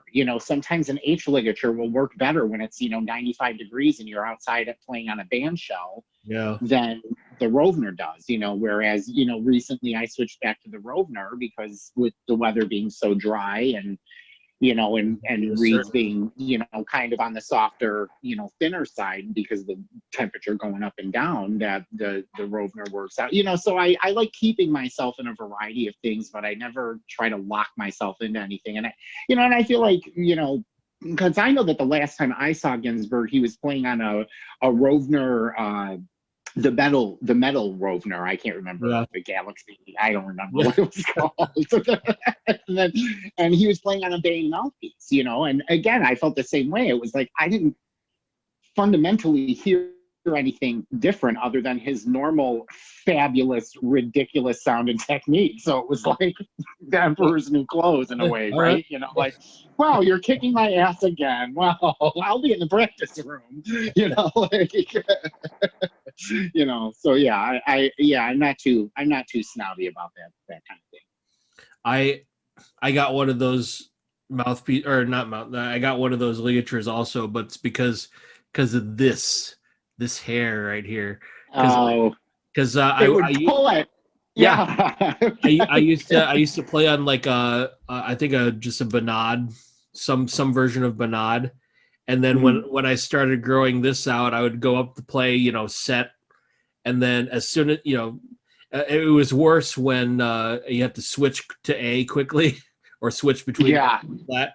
You pull it down like yoink. This chunk of. I'm gonna have to change our backdrop here a little. I gotta plug in my phone. No worries. This'll maybe you can spin around the camera a lot so that we can make the YouTube viewers extra dizzy. It won't matter for the podcast listeners. They'll just hey, Christmas, little hint of Christmas back there. It's still Christmas in my house. There it is. It's still Christmas outside my house because neither Dad or I have fully taken down the lights. They're just kind of hanging there, not plugged in. And I'm just one of those that like the ambient light from it is just warm, instead of having so it's like that's part of the reason why I usually keep it up until the end of January. It's not necessarily because I'm like, I still want it to be Christmas. It's just it's more just because I'm like, right. It's become and since I'm gayer than Christmas, why not?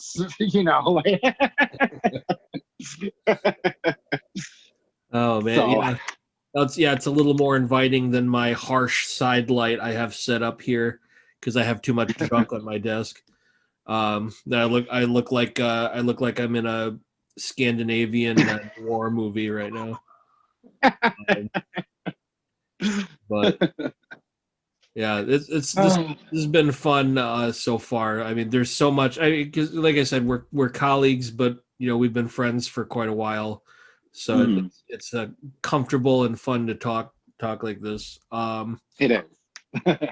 But let's. I mean, so you've done a lot of different types of playing. You've had some great experiences in the Chicago area with different ensembles. What's some repertoire that you feel like really moves you? Either stuff that Um, you've gotten to perform, or maybe just stuff that you always enjoy listening to that moves you somehow. But some repertoire that really gets to you. well, the main one, because I know that my good friend would slap me if I didn't mention Daphnis and Chloe. I mean, that the first time I heard that piece, and I think what caught my attention about it was one of the first orchestral pieces that for the clarinets really played like a band piece, Mm. where you have the wind, furiously, playing all of these, you know, 16th note passages and everything that I had never heard much of in classical music, and then once my knowledge of classical rep, expanded a bit, then I realized how much I enjoyed, Stravinsky, and how much I enjoyed Ravel and Rimsky-Korsakov and or Yeah. Bartok even, although I will say that for as much hype as there is about the miraculous Mandarin, I personally don't know what's so miraculous about it. It's hard for the sake of being hard, but other than that, but and as far as solo work, I tend to have the same, attitude about it. Like the flashier, the better. So I really like the Francais Concerto, and I still kind of revisit that um, pretty frequently. Actually, I played that in a master class that Quinlan and Fabish hosted with John Ye. Mm. And God, first of all, he's not only is he a fantastic player, but he is a fantastic human being. I mean, like, and some of the stuff that, he had suggested that I worked on, like, was really helpful. And this was just me, pulling that concerto out just for the sake of having something to play for him. But yeah, I mean, it doesn't really take too much to move me. It's when you start getting into like the new music and stuff like that, the atonal, aleator kind of stuff, that you Yeah. lose me. But yeah, I mean, like right now, one of the things that, strangely enough, I've been working on is the perpetual motion on themes by Paganini or whatever. Mhm. Yeah.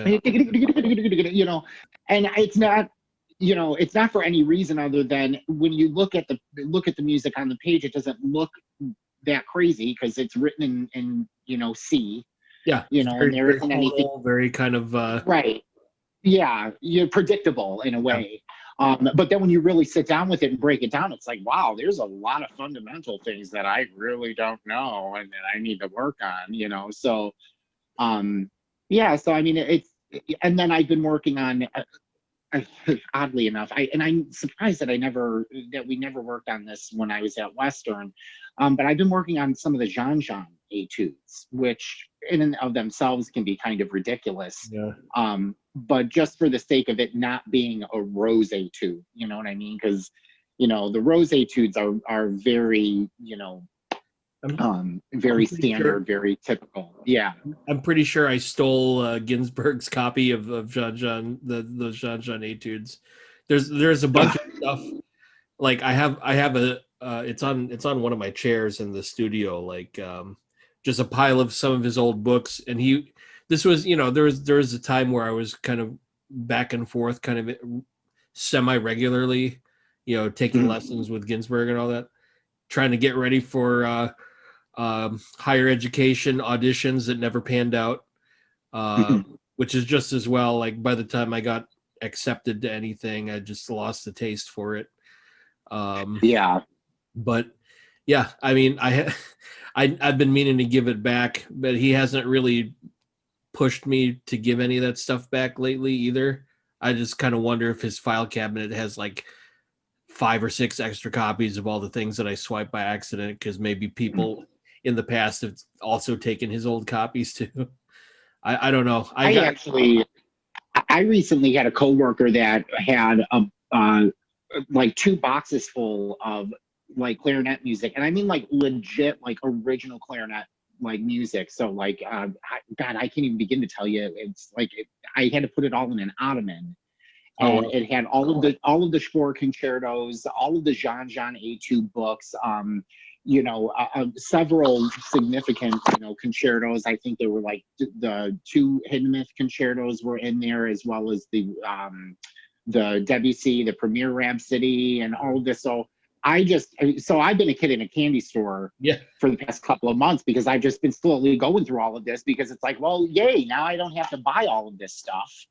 Because so I guess it was like a clarinet player who either passed or something like that, or it was donated to a program, and then they just, so they gave it to me, and I was like, sure. And then I just took it home, so now I've had it. So, in general, like the rep that I've been working on is just, now that I have all this stuff, anything that I'm able to get my hands on, it's just, but maybe I'm a glutton for punishment, but in the recent couple of months, I've been slowly chipping away at the Corigliano. Interesting. Yeah, it is. You like it? Is it for the challenge, or how much of that is because you like the music? Most of it is for the challenge, because again, I'm not really into that type of music. And even the recordings that I used for reference, it's like, how exacting are they? Some of it, because it's just so insane. The Corigliano and like a lot of pieces like that, I understand and appreciate, like, their position in the repertoire, but it's not the kind of thing I pop it into the car and listen to like on a leisure drive. Yeah, right. Yeah, it's not like you're whistling it on your way to work or anything like that. But I wanted the technical challenge, because again, because I was I've been so focused on some of the fundamental stuff there. For me, there needed to be something else that I could throw in there, which is another reason why I was also kind of going through the Jean book. Oh, and the velocity, the Cal Opperman velocity studies I've been going through.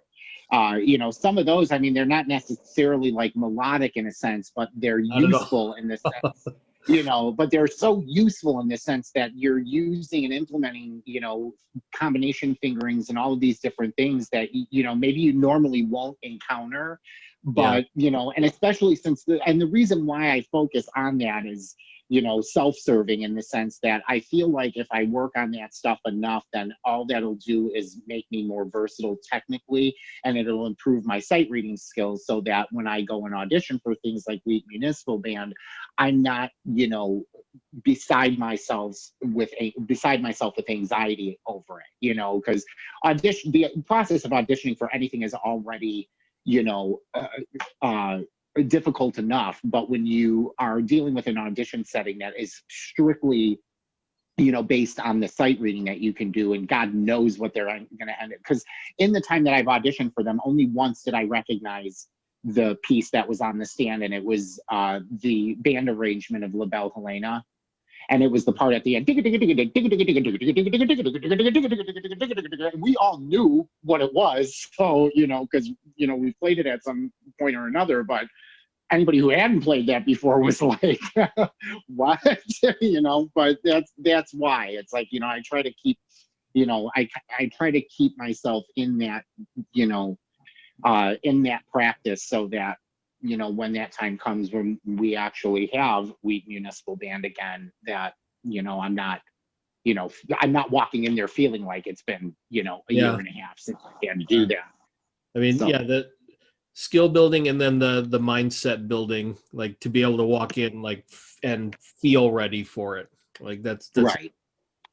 Um,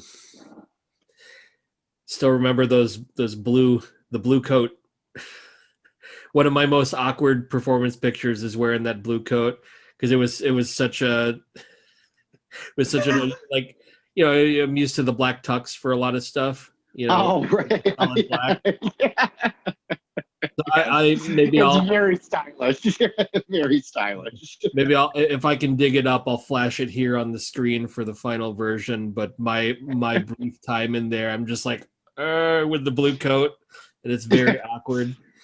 Yeah, I often wonder if if they'll ever consider, you know, changing that. Like, even if it was, I don't know. I mean, maybe it's just a tradition thing. I don't Yeah, know, but yeah, I and mean, like that.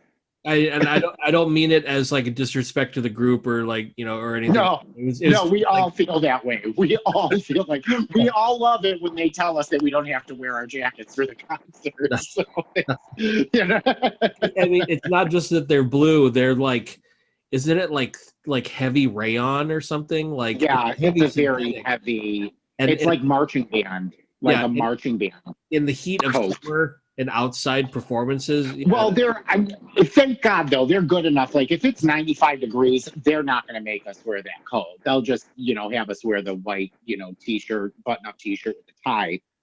There was one time, obviously not last season, but the season before when we had like 110, 113-degree heat indexes. yeah. So they allowed us to wear khakis, and then we all were given a Wheaton Municipal Band t-shirt to wear for that night's performance.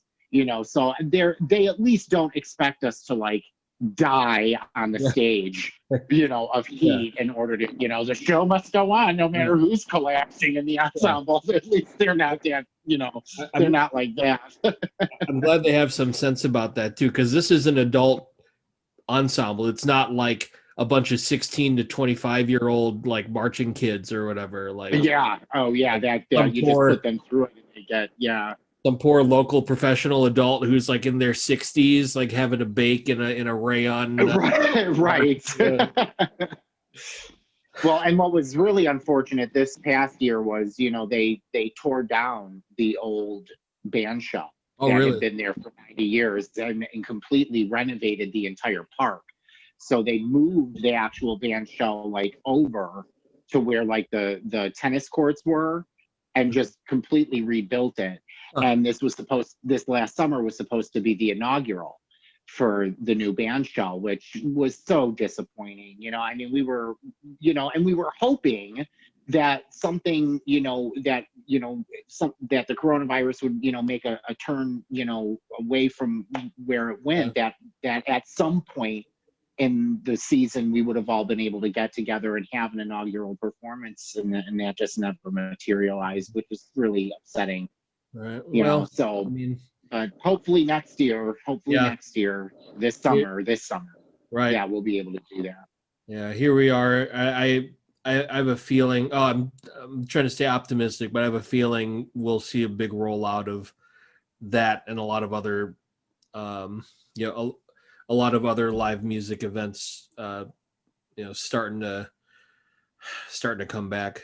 Yeah.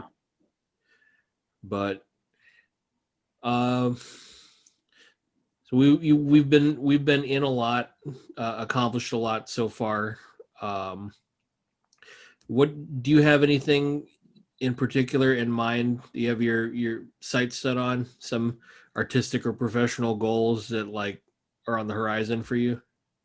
Uh, I mean, at this point, with things being the way that they are, not really. I mean, my goal was and has always been to, kind of try to build my studio and do what I can to make this work as a, something that I can do for a living. I have toyed with the idea of maybe pursuing a doctorate. I just, there's no guarantee either way. Mm. I mean, even with the master's, I still ended up, graduating and working a job that, however, adjacent to music was still not necessarily a music job. It was more of a retail job.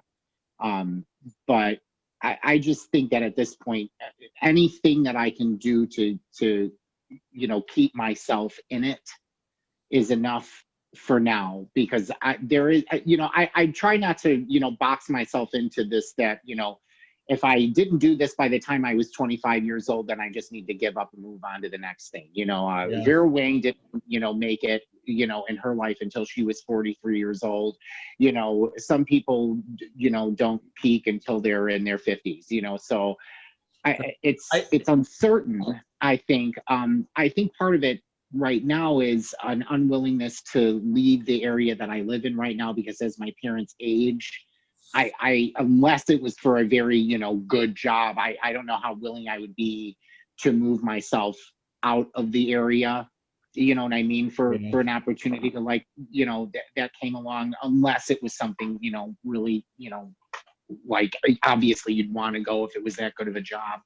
But I also kind of feel like, Chicago, in some ways, even more than New York, is such a hub. We house the best orchestra, in the world, if not one of the best orchestras in the world. So the scene in and of itself here, as saturated as it may be, there's still opportunity, and I still hold out this hope that I wouldn't have to move away from, Chicago in order to, have a career in it. Yeah. But I don't take that off the table in any way. Right. Yeah. I mean, it's certainly quite a bit of opportunity here if if you find your ways to be, entrenched in the scene. I think this is a position we're both in right now, because we have our kind of regular gigs that we do with the groups that we like to work with. We're familiar. Well, I think the other part of it too is, sad to say, in the world that we're living in now, it's almost a game of waiting for all of the people who have already been there, since the Cretaceous, to move on and make room for the rest of us.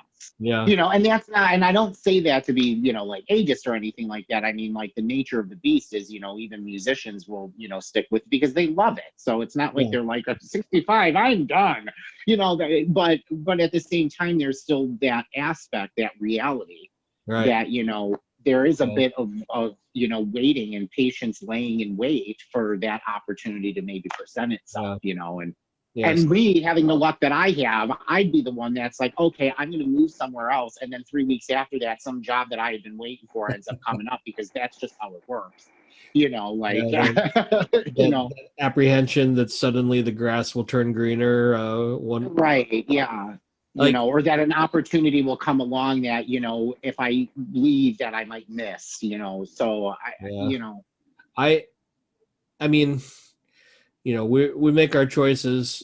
I've experienced, losing out on potential opportunities before, just for stupid stuff. Like, what was it? I think, I was approached to play for, I think it was Rockford. I can't remember. It was a while ago now, but the opportunity passed me by, because at the time I didn't have a device capable of responding to internet or responding to email.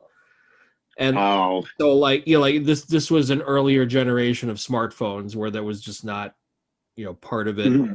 And by the time I got back to them, like, oh, I'm sorry, we already filled it, by like a couple hours ago, we filled this other position. And right. And it's like, you don't know how long it's going to be before that, something like that presents itself.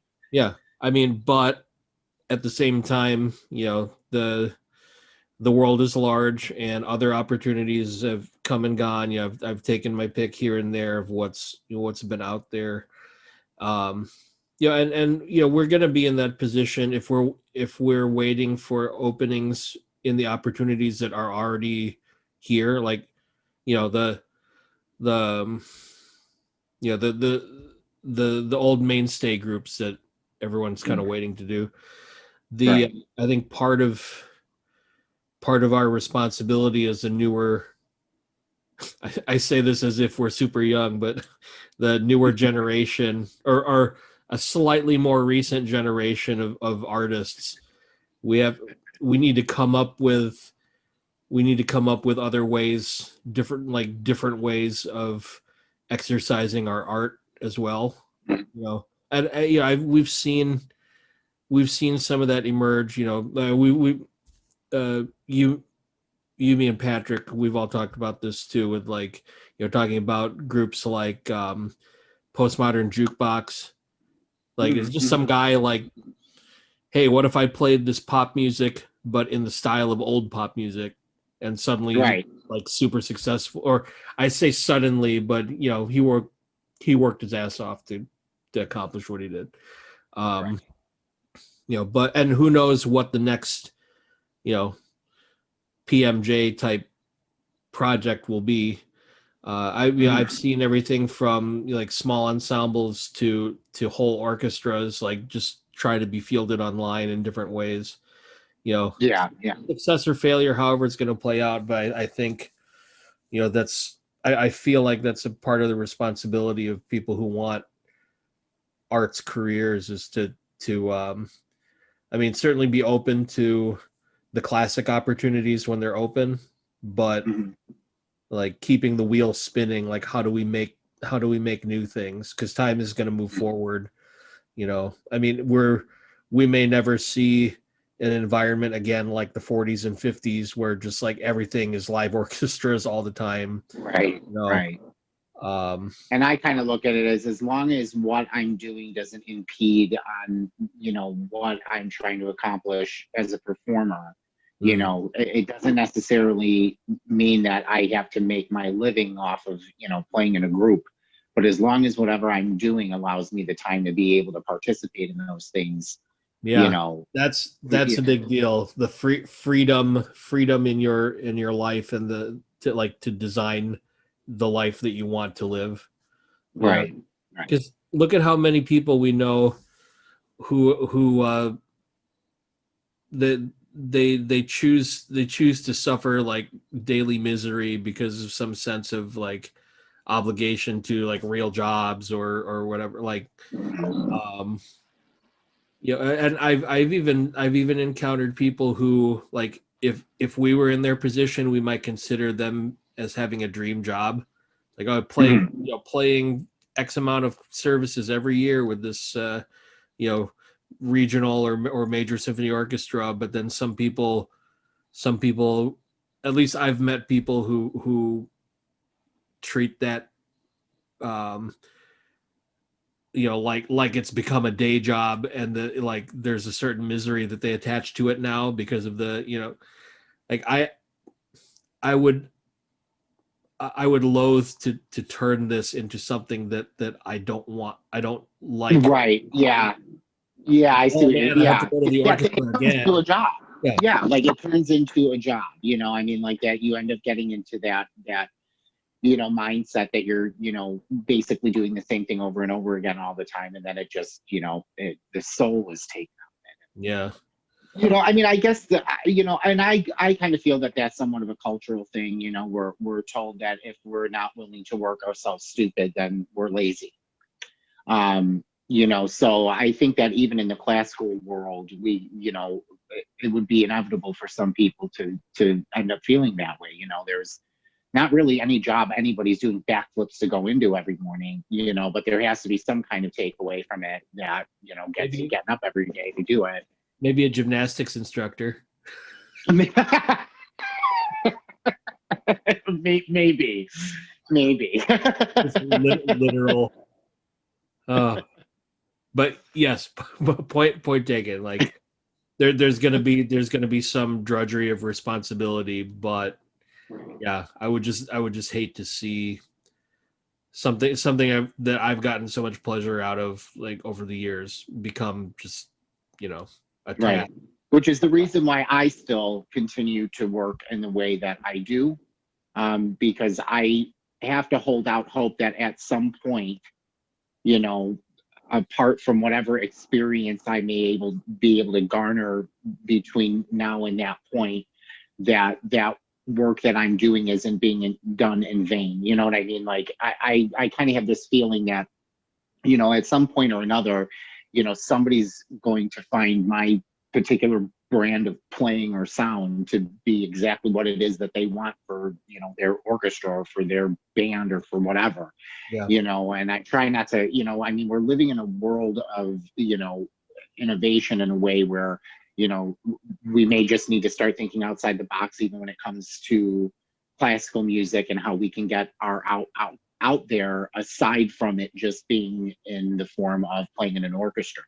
Yeah. You know, so, you know, because I mean, it's not that it's losing its relevance, at least in my opinion, but, you know, you can't really depend on, you know, the possibility that, you know, of all of these people that exist that play this instrument and play it well, and these very few and far between job opportunities that come around, that, you know, that may end up being what you end up doing. But, you know, the hope, I guess, you know, for me, is that I get to teach, and that I can, you know, in some way vicariously live through some of these students that, you know, I've taught and that have gone to, you know, all state and districts, and, you know, have such a positive experience from that, if not, you know, go on to actually major in music, which I do have one student now that, you know, graduated, and she's doing very well at U of I, you know. So, you know, it's, as long as I can keep that part of,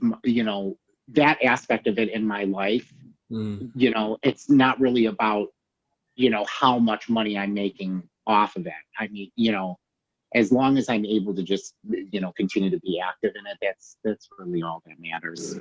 Yeah. You've been around U of I lately? Not recently, no, not in a long time. I was there, was it a couple months ago, because somebody hosted a martial arts tournament and we had a student to attend.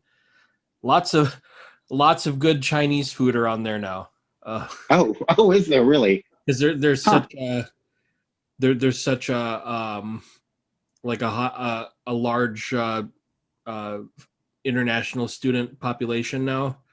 Like Yeah. after the tournament, we had some of the other martial arts teachers take us to where all the good Chinese food was. And Cool. we engorged ourselves with exotic meats and spices.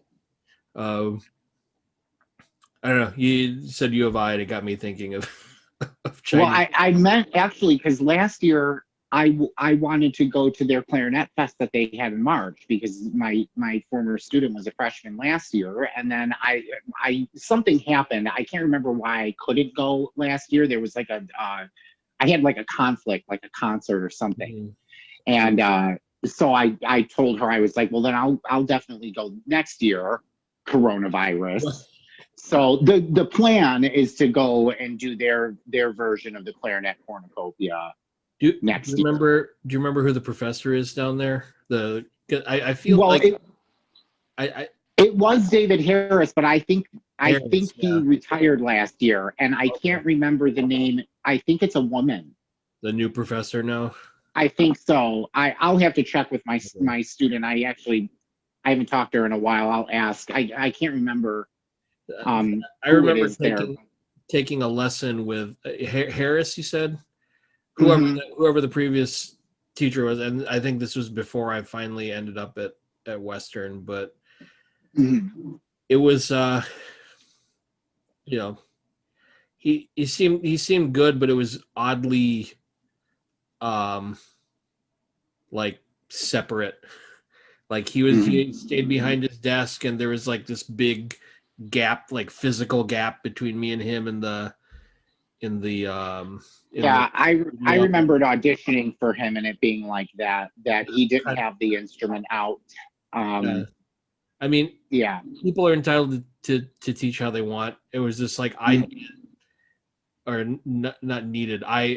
When I work with anyone on anything, I kind of need a little more hands-on and a little more interaction, you know. Yeah, I'm like that too. And that's how I am in my teaching, you know, like again, because it benefited me so much to hear, you know, other players and have that reference.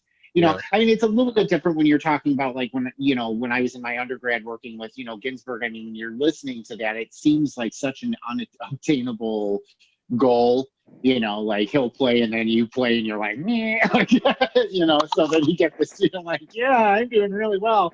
But but yeah, I mean, like, there's no better education than having, you know, other people that are, you know, at or, Yeah. you know, at or above, you know, where your capabilities are, so that you can, you know, take something from that Right. and then Plus, incorporate it. I feel like it validates the point that you're trying to make, or like whatever points you're trying to make in the lesson about the material, to Mhm. immediately just demonstrate it. It's like, okay, I'm proving the value of my statement. It's not just like, Right. teacher, you need to take my word for it. It's like, Yeah. here's how Yeah. we do it. Here's me doing it, and so that you can understand that I'm not blowing smoke, you know. Mhm. Uh, Right, but you know, I'm also very careful too to not, because there are some teachers out there that have this tendency to, you know, be like, no, it's supposed to be like this. Blah, blah, blah, blah. Now try it. You hmm, know, without any explanation as to, you know, the anatomy of how you're making that happen. You know what yeah, I mean? Like, that's there true. are some people that are in that school of thinking that it's always by, you know, uh By like rote. ref yeah, it's always by rote, that like, copy what I'm doing, copy what I'm doing, you know, but you Yeah, can't, you know, if you're not giving them what they need, then they can't copy anything that you're doing. You know, if their armature is placement is wrong, if they're not breathing the correct way, if their hand position is jacked, then, you know, you can play all day and tell them to try it like that. You know, sheer will is not going to make that happen. You have to give them, you know, you have to provide them that information to be able to figure out how to do that. So yeah. oh man, I Well, how feel long like, have we been? Have we been two uh, and a half hours like some of the other ones? whatever. I mean, I'd rather go along and talk freely. Um, you know, people can manage their own time if they need to break up a session, whatever. Um, but um, we've been talking a lot about music and clarinet in particular. What else do you like to do? I mean, What else do I like to do? I mean, um, uh, you know, that's hard to say. I mean, like, lately, there's not really been much of anything to do. that's true. It's You like, know, like, so I mean, that kind of sucks. I mean, like, because I just feel like, you know, even the normal stuff that I'm like typically used to doing, you know, family get-togethers for the holidays, you know, or even just getting together with like friends or going, you know, out yeah, of town to visit, you know, certain people and stuff like that. Like, there's just so many, it's so much anxiety, you know, tied in with all of it, that I'm just not, you know, I'm just not comfortable. Although I am getting to, you know, the point where I'm getting, you know, cabin fever, and I just want to get out and do something. I don't care what it is. So, you know, sometimes it's just, you know, even simply like driving around, you know, yeah, just to, you know, try to get my, you know, get out of the house and get my mind off of, you know, all of the crap that's going on in the right. world right now. Drive slowly Um, and stare at people. right. Just black out all my windows, you know, free candy on the side of the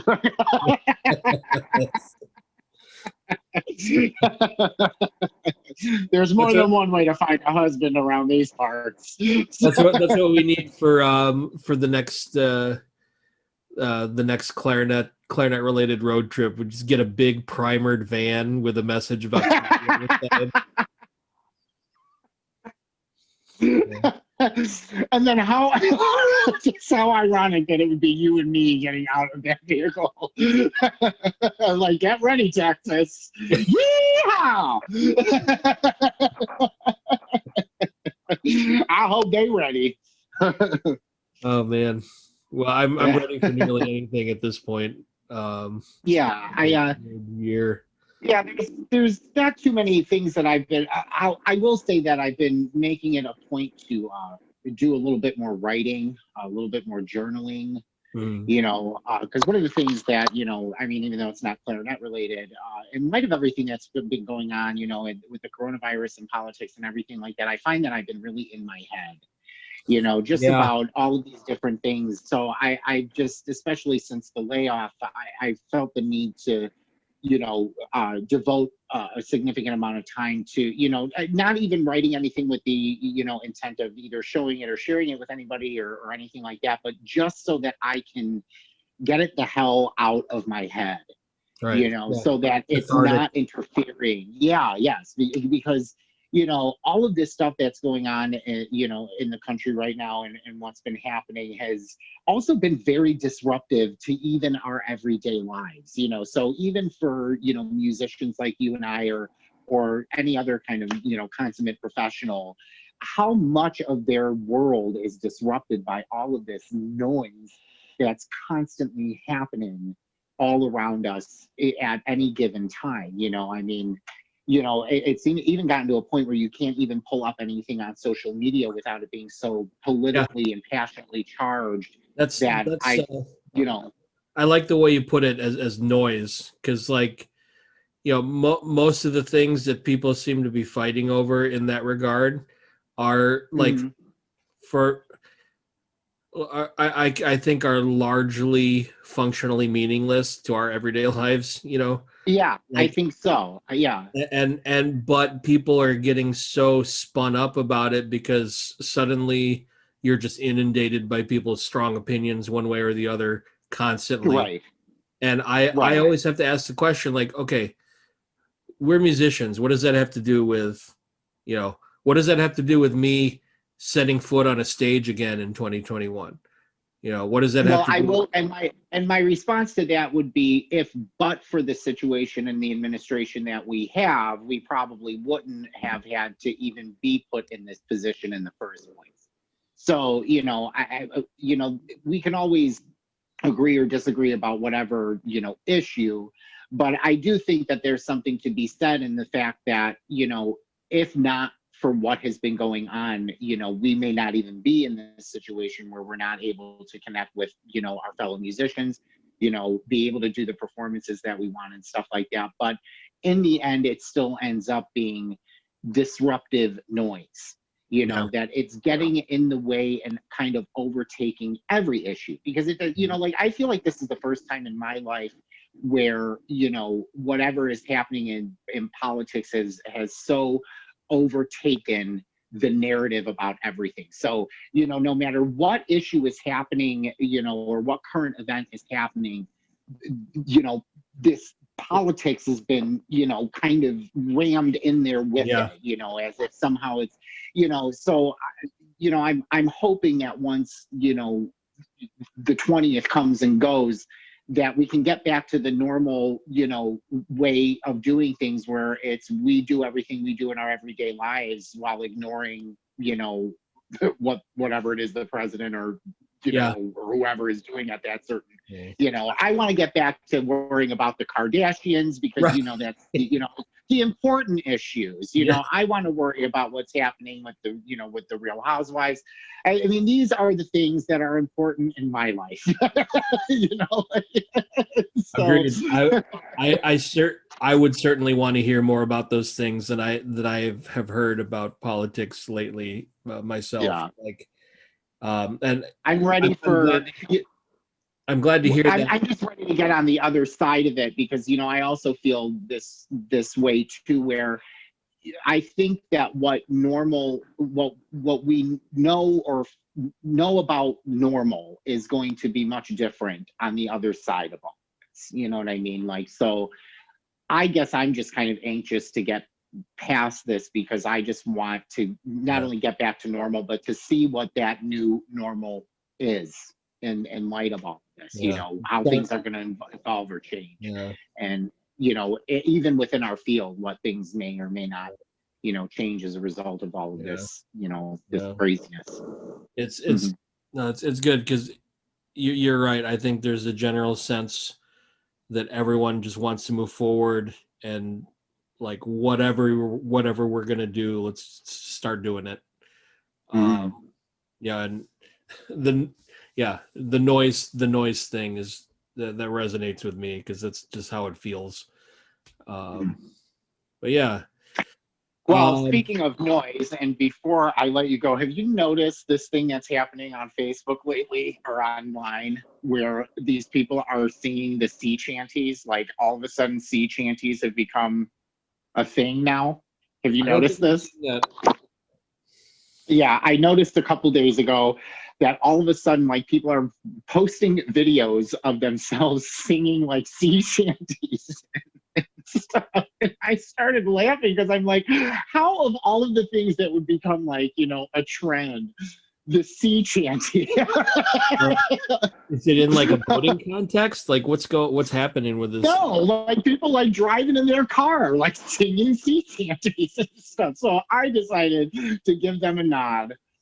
And I worked out this little ditty that I could play for our loving audience Oh because Lord. most people don't play a clip. And we'll see if you can recognize it as I run over paper. Oh, forget.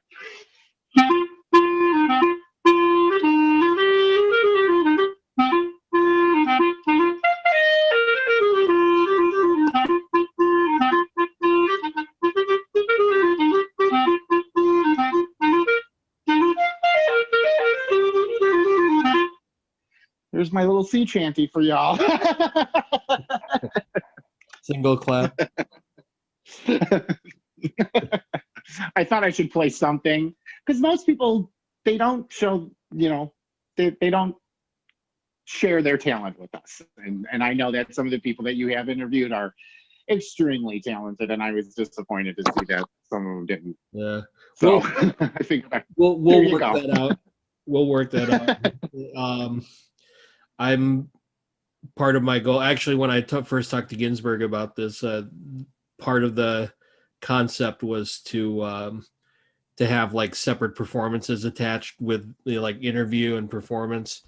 But Mhm. this was also like emerging from lockdown, so Well, maybe, maybe once all of this is done and we're kind of all back into our normal like playing routine, maybe that's an idea. Maybe that's something that you can, yeah, yeah. I return to featuring some of these players that, that you've talked with and just ask them to submit, a recording of themselves doing something, even if it's just like fun stuff, but just have, you know what I mean?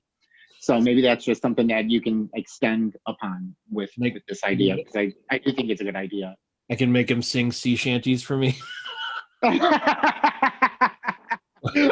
I'll try to find what I saw and I'll try to share it with you on Facebook because Oh I man, like for some reason the sea shanty is becoming a thing. Like, what are we, pirates? I mean, I know. like, Yeah, the last time I heard anything about sea shanties was when one of those Assassin's Creed games came out, and they were doing pirate stuff in the game.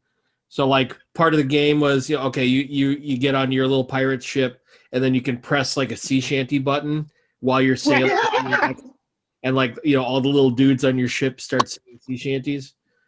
But right. What do you that do with a was drunken sailor? All of that kind of stuff. My theme song, yeah. but Now that's something I'm looking forward to for the next clarinet events is beverages with our friends and colleagues as well because um, I yeah that's actually that's something we enjoyed quite a bit at Western was enjoying. yeah. Yes, in my house. I missed that house though. That was an awesome house. Perfect for every all the fun that was had in there. I had a And the creepy funny thing is that at that house, my landlords lived next door to me. They never complained. We never had cops called on us or anything like that because we were responsible. Did you? And that's the lesson here, kids.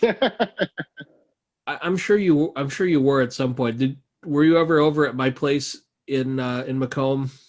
It was on like A kind of couple the of other side times. of town. That Yeah, a couple of times. that was I honestly can't believe I lived there that long because like there was between I'm pretty sure there was just active natural gas leaks all the time. Um, the basement where the washer and dryer were like I'm pretty sure there had to have been bodies down there at some point. It was just super creepy. And Oh, the that's floor, kind of like my current place. My basement here is like an 80s rape scene. yeah. It's gross. Oh man, but you know what I could do in that house was practice anytime I wanted and not bother any neighbors, which Yeah.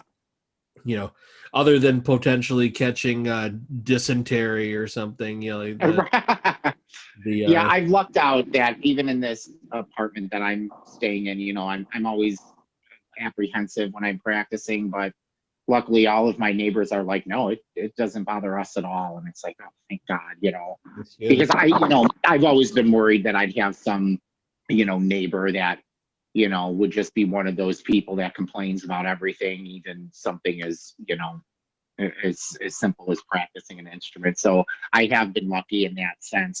I do think though that since I left college, that because I lived in apartments all the time, that I made some unnecessary adjustments, Oh, like to my volume dismay, because concept. I was afraid to play too loud, and stuff. And I think that that's in part some of the struggles that I've been having since I've moved home, because I've Yeah. retreated, It's but interesting how little elements like that can affect your overall habits.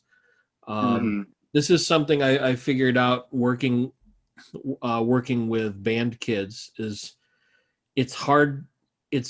Well, I've found it very difficult to get kids to play out because Mhm. they're so comfortable. They're often so comfortable buried in their section, and there's this like Yeah, sense of security of the volume because they're buried in like 7 to 10 other clarinets. yeah. Um, and I've had kids like one of my favorite examples or exercises to do is like, okay, play this long tone, and then okay, can you give me twice the air, like literally twice the air, and I keep trying to multiply it exponentially until they just physically can't put any more air in it. Right. Just to start showing kids like, look at how much air your clarinet can take and still not shut down. Like Mhm. usually with my younger players, like we don't get anywhere near like the upper border of what the clarinet can take. Like they're still like under half of the overall volume, and I get joy out of watching their minds get blown from that. It's like, oh man, Yeah, I must really be breathing small if the clarinet can take like even more than I'm already giving it at 100% of what I'm currently capable of. yeah, yeah. I mean, the air is a big lesson for in my studio. Just like I often keep hammering the air part. Um, plus, like I feel like when somebody finally learns to play out whatever that means for Mhm. them, like it starts to connect to their personality a bit too. Like the Right. rest of them can It stop. also reveals to them how much easier certain things are if you actually use the air in the right way. I Oh mean, man, yeah. I yeah, like crossing the break or large leaps over the break and stuff like that. They don't even realize that half of the problem is they're just not using enough air, and then that's why you're getting that break Yeah. when you're trying. Yeah. So that's been, you know, I try to do breathing exercises with, and not the typical breathing exercises I implement, but but like actual breathing exercises for the kids, because they don't, a lot of them don't realize too that like even just thinking about the way that you're applying the air to the instrument can change the way that change the focus of the sound. Mhm. So sometimes it's a little bit mental as much as it is physical as well, because the tendency too is use more air, and then they go and then spread the sound, instead of trying to show them, no, you want to make sure that your air is hitting the center, and that it's consistent in that way, so yeah, I think that it's something that it's never too early, but it's also one of those things that you have to let them know that you also grow into that too, because as you get older and as you mature and and all that kind of stuff, your sound will change as well. But as long as you set those good habits from the beginning, then they're not going to have to relearn later, and then have to relearn it completely separate from everything else that they've done.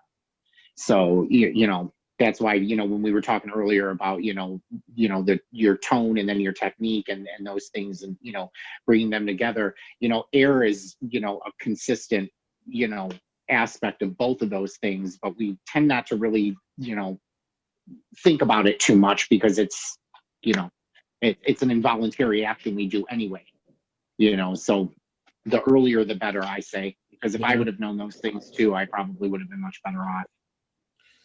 Well, even now I forget, even now I tend to turn my brain off to that depending on what I'm doing. So. Oh, man. Okay. All right, well, we should keep us under 3 hours. So. You ready for a heavy one before we wrap up? What's something that you used to believe that you don't believe anymore? You don't have to make it super expensive or deep. Just well, we were talking a little bit earlier. I used to believe that there was some kind of time limit, on what determines, my success. That if I don't achieve this certain thing by, because I've done this even to myself, that if I don't get to this point by 35, or if I'm not at this point by 40, or and I keep trying to break myself out of this mentality that there's some kind of timeline to that, and there really isn't. There is. You could be lucky and land yourself a job when you're 25 or 30 years old, but I guess what could be lost on that is, where do you go from there if you achieve that kind of success that early? If it happens to come later in life, how much more do you appreciate it because you had to wait so long for it to finally happen? So, yeah, I would say that would probably have to be my best answer for that, is that, just keep working on it, and if I end up, winning a great gig, great. If I don't do that, if I can still do it as, for a living, or at least still be able to do it for fun, I didn't sell myself short spending that kind of money getting an education in it, if at the end of the day I'm of some use to somebody, whether it be a student or a group, so. I've yet to have the experience of playing for any group where they're like, you need to pick it up, or you're going to have to find another place to go. You know what I mean? So as long as I'm not getting the boot from any, kind of ensemble, then I think I'm doing pretty well. Nice. Is there anything I didn't ask you yet that I should have? We've spent quite a bit of time so far. No, not that I can, not that I can think of. I other than, I'm just looking at these questions, and my eyes happened to stop on the who are your major influences. I think that goes without saying, just in our talks, Mr. Ginsberg, Eric Ginsberg at Western. I've worked with some other people, but I think that, I hope that no matter what ends up happening as a player, that I make them proud, and that I don't, that I haven't smeared their legacy in some way, that they did the right thing by me, and that I still, am forever grateful for what they not only taught me, but that I still use every day. Yeah, I think continued success is probably the best compliment we can pay to our teachers and the people we want to honor. So that's good. Yeah. So great marathon run. This is fun. Yeah.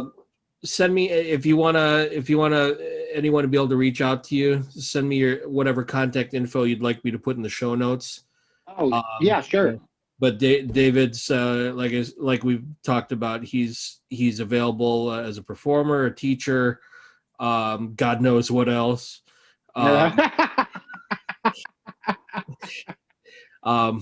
but it's been a pleasure talking. Yes, We're- it has. yeah, this will not be the last time, I'm sure, because I'm planning to horse around with you for because we got to go bother Harry yet up at Yeah, we do. and then I'm all up for doing something like this again for the upcoming clarinet events this year, God willing, that we're free to go do those things. But Yeah, hopefully we can get this quartet thing that we're trying to do off the ground sooner Yes. than later. Yes, we will play and people will hear us. We'll make them hear us. We'll make them hear us, because they're gonna hear me either way. Either way.